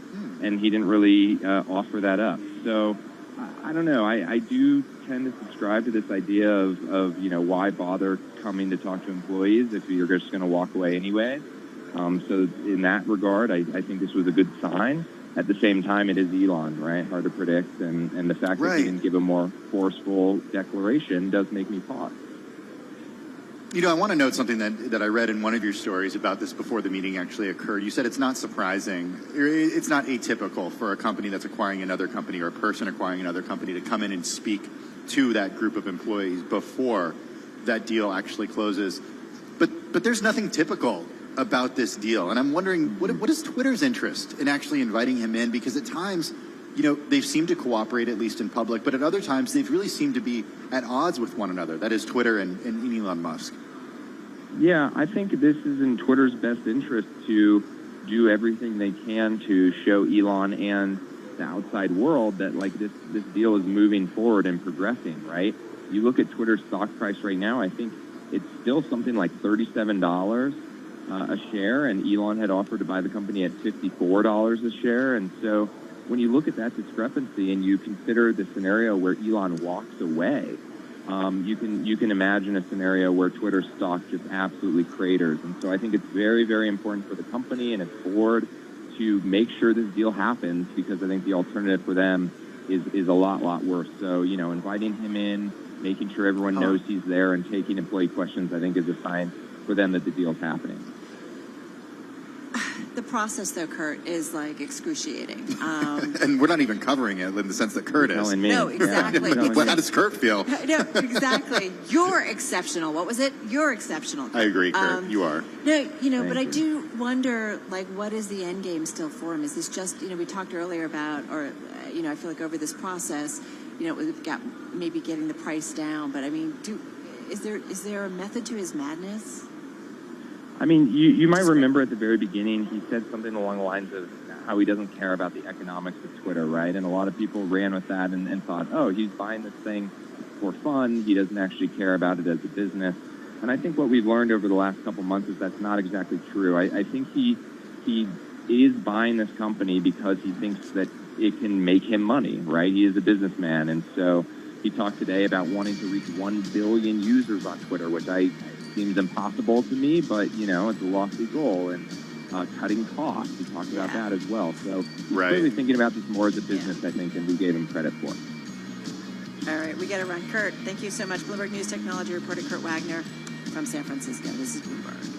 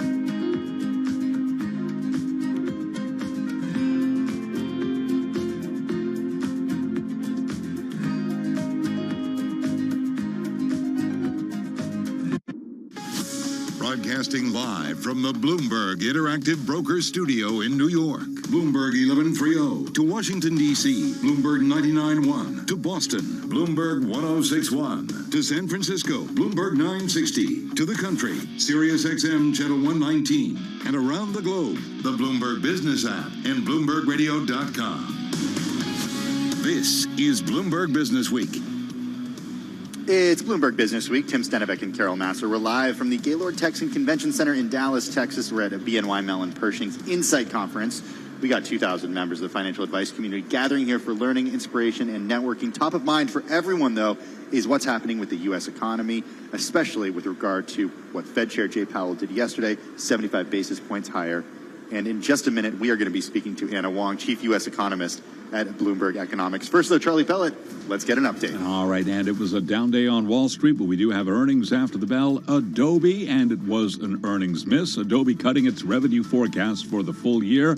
It sees third quarter adjusted EPS at about $3.33. Estimates have been for $3.40. After hours, we have got Adobe down now by 4.3%. Stocks tumbled not only here in the U.S., but around the globe as well as recession fears resurfaced, with the Fed struggling to get on top of inflation that has proved more persistent and widespread than officials had anticipated. Of course, we've got Asian market coverage tonight. Daybreak Asia will get you covered on what's happening in Asian markets. S&P today down 123 points, down 3.2%. The Dow down 741, down 2.4% with a close at 29,927. NASDAQ down 453, a drop there of 4.1%.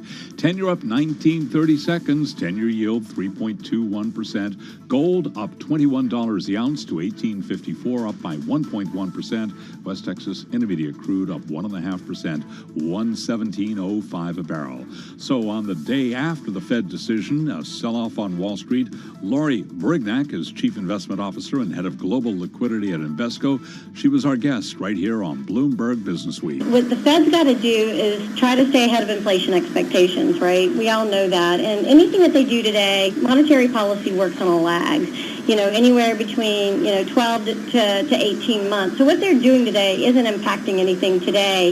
And what they're really trying to do is just make sure inflation expectations don't become unhinged. And I think that's the critical component. And all of this having an impact on the housing market. Rising mortgage rates and softening housing demand are casting a shadow over home building stocks, which fell for a fifth consecutive day.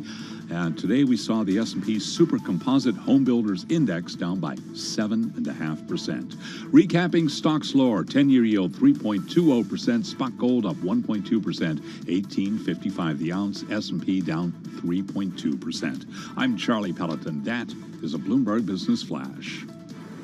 All right, Charlie, thank you so much. Carol Massar, Tim Stenevec, we are live here on Bloomberg Radio. We are in Texas. We are live from the BNY Mellon Pershing Insight 2022 conference, and we have another conversation coming up from the event in just a moment. In the meantime, got to talk a little bit more about our environment. Stocks tumbling today around the globe today as recession fears resurfaced, with the Fed really struggling to get on top of inflation that has proved more persistent and widespread than officials anticipated. You know who this is a problem for, Tim? Everyone? Well, everyone, including the man in the big White House. Yeah, Americans do not like recessions, and they tend to vote when they tend to think about the economy when they vote. Writing about that is our team over at Bloomberg Economics. They've crunched the data, and they found that rate hikes to counter inflation lift the risk of a recession, or a downturn, I should note, to 72%.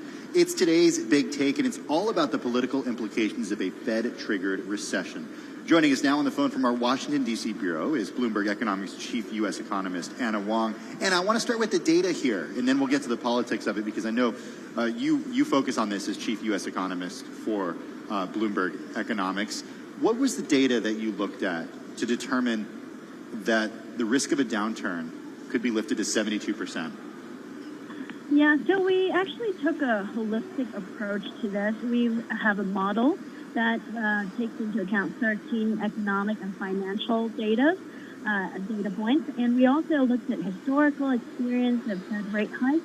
We also have a theoretical model that's a general equilibrium, has some general equilibrium equations in it.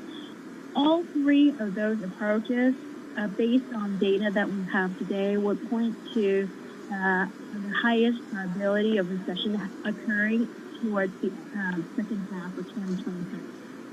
And the two data points... Second half of 2023.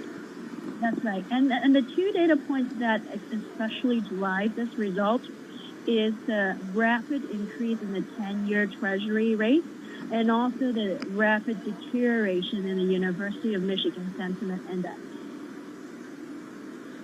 Well, which is exactly what, right, Fed Chief Jay Powell talked about. Like when he was questioned, it was the second question that came to him during the press conference, Anna, was, okay, so what was it, what was your role, I think it was, specifically in helping shape the narrative on Monday, which, right, everybody did kind of a big pivot to a much more aggressive rate hike, and we saw it being priced in the market right away, and then we ultimately got it on Wednesday. But he did talk about the CPI number, the print on Friday, and he talked about inflation expectations as well and what we're seeing in terms of sentiment. That was a big deal. And, you know, when sentiment, we talk so much more, right, we talk so much about animal spirits, right, and sentiment, what that does for the financial markets, what that does for consumer spending. It's powerful, and sentiment leads to actions often. Yeah, and, you know, the 10-year Treasury yield surged since the CPI report last Friday, and mortgage, the 30-year mortgage rate is very sensitive to changes in the 10-year yield. And this is the reason why mortgage rates surged to almost 6% this week. And of course, when you have a cooling housing market, then consumers will also buy less of furnishings and goods and, you know, appliances, and it has a knock-on effect on the economy. Anna, I know you are chief U.S. economist for Bloomberg Economics, but we got to talk about the political implications here, because you, along with the co-authors, write about that in today's Big Take here. You guys write about Jimmy Carter, George H.W. Bush, Donald Trump. These are one-term U.S. presidents of the past half-century. All of them had their re-election hopes fatally injured by the lingering effects of a recession. How could this spell trouble for President Biden and the Biden administration?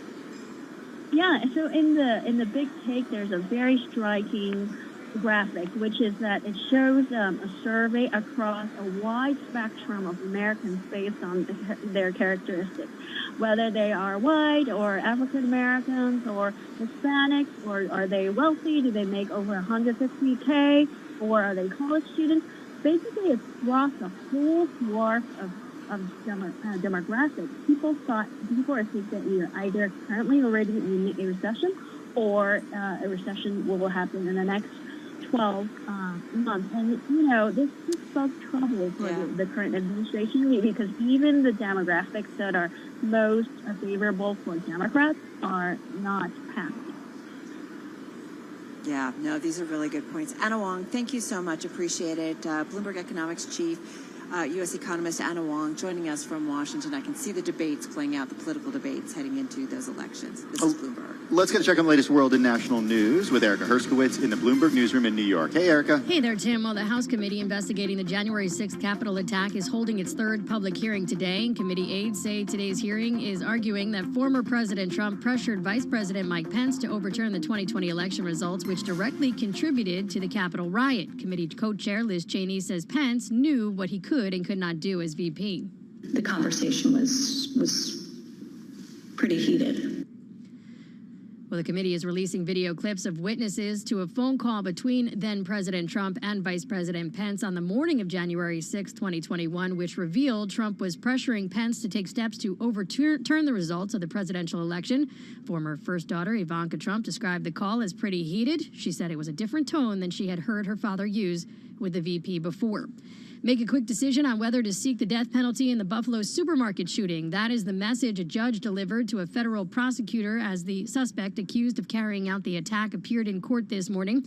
Attorney General Merrick Garland halted federal executions last year, but did not rule out seeking the death penalty in this case.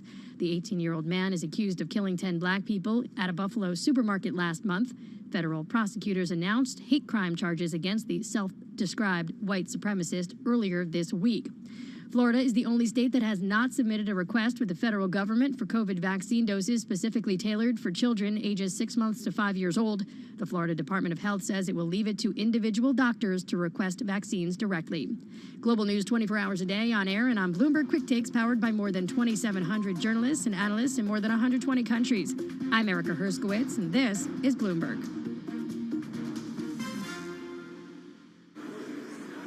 All right, you are listening to Bloomberg Business Week, watching us on YouTube. Carol Massar along with Tim Stenovic.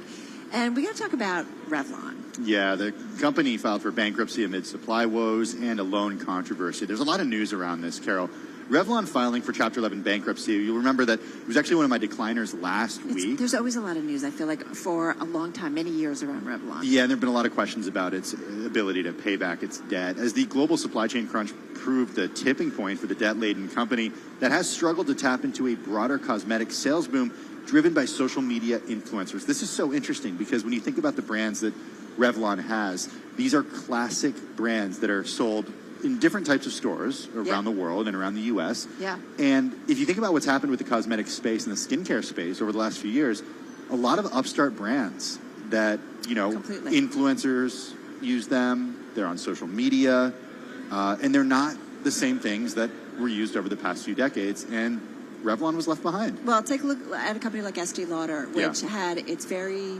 its marquee brands that were all developed in-house, and then it became a mega acquirer of cool, innovative brands, whether it's Bobbi Brown, MAC, like you pick your brand out there, and they have really acquired quite a portfolio. But the makeup space, just go to a Sephora, and it feels like there's new brands all the time. Okay, so you mentioned that there's always, that in recent years you've heard a lot about Revlon. The bankruptcy capping a tumultuous period for the cosmetics giant. It's owned by Ron Perlman, McAndrews and Forbes, which suffered during the pandemic after years of declining sales and endured financial controversies that the company said Thursday could, quote, impede its restructuring process. So, Carol, at issue is this disputed asset transfer largely in 2020, which saw Revlon stave off default by cutting a deal with lenders that moved collateral out of other creditors' reach. The financing maneuver angered those who missed out and sparked years of litigation. Well, and I said it's been quite a saga because, Ron Perlman bought it back in 1985. There's been stuff going on for years. So, anyway, this is the latest chapter, if you will. All right, coming up, we're going to talk about saving for your kids' college education right here.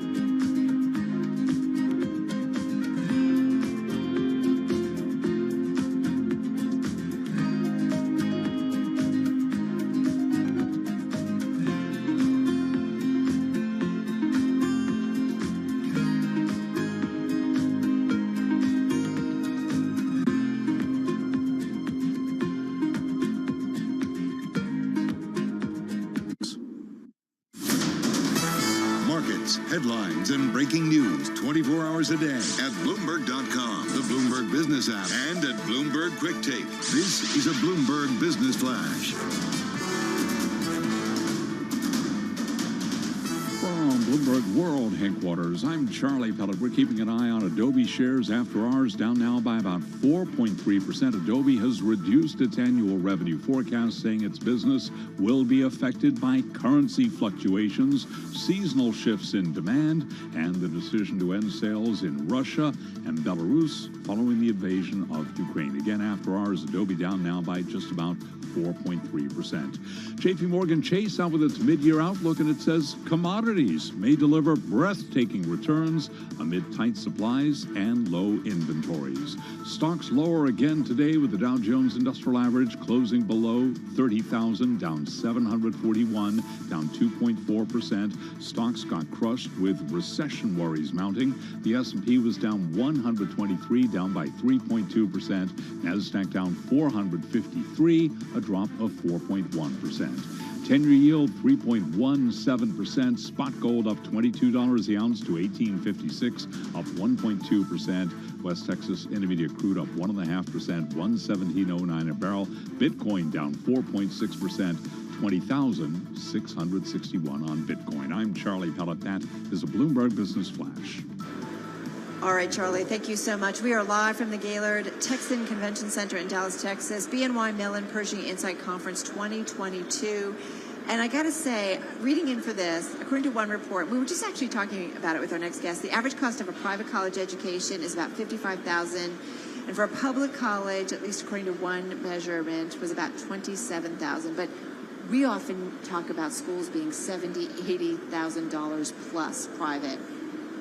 You're giving me a panic attack because I got a 3-year-old who I'm saving for. Nikhil Sudin is president and director of investor business at Victory Capital. President of direct investor business, I should say, at Victory Capital. He's with us right now on site at the BNY Mellon Pershing Insight 2022 conference. Nikhil, how are you? I'm very well. Thank you for having me. Okay, so what can you tell me to relax a little bit when it comes to saving for college? Well, the first thing is, given your son is 3 years old, you have time. You have time, and this is a good thing, which is the benefits of education savings, is that usually you know when you need to use the money and to have adequate time to plan. So if you save early and you save often, you'll probably be just fine in the long run. Okay, easier said than done. Yes. Well, and you know, it's interesting, though. I think about amid the market volatility, like anybody who's looking to retire, anybody who's looking to save, like how does that impact something like this, where you think you're doing good, you're putting money away, and then all of a sudden volatility or a massive sell-off hits? Yes, that does tend to happen. I think the good news with some of these education savings plans is you have a lot of different options to choose from. And usually folks' time horizon is pretty long. So most of these portfolios can adjust over time, and you can plan accordingly for the long term. And they get you there? I think if you plan well, if you have a clear view of what types of colleges you might want to send your kids to, or what the full range of expenses you want to use for this plan, it's a great option. Okay, so I'm familiar with 529s. Mm-hmm. That's what we're using. Mm-hmm. But there aren't that many options, at least for me in New York. I'm doing it through New York State. Yep. There's the comptroller, Thomas DiNapoli, has a way to do this. Yeah. It's so dependent, though, on where you live, because my brother who lives in Washington, they don't have a state-sponsored plan. Yes. So what's a person to do? I think there's a very wide range of options. Some are state-specific, and some are national. I think the best thing is for investors to first learn about the different options available, because there's a wide range. One of the good ways is we're hosting a free webinar on June 23rd, where investors can simply sign up and learn about why the need for safer education, the different options, and how to get started. And an easy way is just go to our website, vcm.com/529, sign up there, and you can learn. And of course, every individual has unique circumstances depending on where they live, their income levels, their needs. One way is to speak to a licensed representative, and they can explain the different options. 529s in particular, though, are probably one of the most popular options. And regardless of where you live, some of the benefits may vary. But in general, there's 4 that really appeal to investors. The first is no federal tax on earnings. And so your money grows tax-free for a long period of time, because usually the horizon is 15 to 20 years over time. The second is no federal tax on withdrawals. So when you take the money out to pay for qualified expenses, and what people don't realize is these qualified expenses are pretty wide. It's tuition, books, computers, and you can pay for college, secondary school, vocational school, trade school. There's a lot of even some high options. schools now, yes, right? Yes, K through 12, you can use that, and so you don't pay tax on any of those qualified distributions, unlike most other savings plans. The third thing is, unlike most retirement accounts, there's no income limits. So you can be earning at from a wide range of income, and you can still contribute to these plans. And I think the final thing is anyone can contribute. So grandparents, uncles, aunties can all contribute to their loved ones and gift them education over the long term. Nikhil, when I said, and it gets you there, I guess my question was, does everybody, if they're, contributing like they should be, and they know where they want their kids in terms of schools or whatever, have an idea of what it's going to cost, do they ultimately, the outcome is a positive one, or is it because of volatility in the markets that there can be, you're going to come up short? Like I guess what's the realistic view on this? I think if you look at the data, realistically, folks do use most of their plans to support education. However, as you know, there's an entire student loan industry which is all about making up for that difference. However, if you look at the cost, it's far better economically to save for education rather than take on those loans and the debt burden, which ultimately, usually the student bears over a much longer period of time than actually saving for it when they're young. This is part of a much bigger conversation, but the cost of education, you were sharing with us during the break. You said it's doubled in the last 10 years? 20 years, it's doubled. And I think the average has been about 6.5% per year. And mind you, that was in a period of very low inflation. Yeah, outpacing, right? Inflation. Big time. Yeah. I always think of the charts that we have shown actually on Bloomberg for a long, long time about that education just off the charts. Okay, but something's got to give, because this is not sustainable. I agree. It's been going on for 20 years. I mean, when we look at it, we don't really see any relief on it. I mean, we're talking, 20 years from now, college costing half $500,000. Yep. For 4 years. Yep. That's a lot of money. Yeah, absolutely. And I think saving for it is probably the right answer. Now, you never know where your child wants to go to college, but the good thing about these 5 to 9 plans is you can change beneficiaries. So if you have multiple children, you can switch from one to the other over time. So there's some flexibility built in there, but there's absolutely no doubt that that college and all higher education is certainly getting more expensive. But as you were saying, a few years from now, maybe virtual education becomes cheaper. Maybe it can be offered at scale. We certainly, most of us, when we think about education, it's colleges here in the U.S. Right. But maybe international options open up, because I think people will look for cheaper places to get educated. It just can't bear this level of cost. Yeah, it's, as you said, a bigger, wider conversation, but this is certainly something to really think about. You can donate to Arlo's 529, Cheryl. That's what he just said. As soon as I get done with Aggie. Yeah, that's what's great. I love you, and I love your family. But I got to get through my world. Think about the next birthday party you go to. Instead of a gift. It's so much smarter. I agree with you. Instead of a present that a kid looks at for a few minutes and throws away. That's true. That's true. Down with consumerism. Plan for college. Absolutely. Nikhil, thank you so much. It's a pleasure, Carol. Thank you very much, Tim. It sounds like we should check out some of those seminars. Nikhil Sudin, he is president of Direct Investor Business at Victory Capital, joining us here at Pershing Insight 2022. We're going to head home. Maybe we are.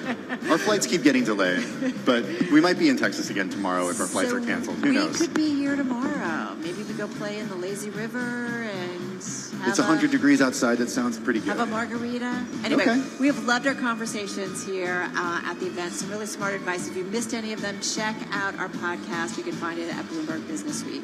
This is Bloomberg Radio. Have a good and safe evening.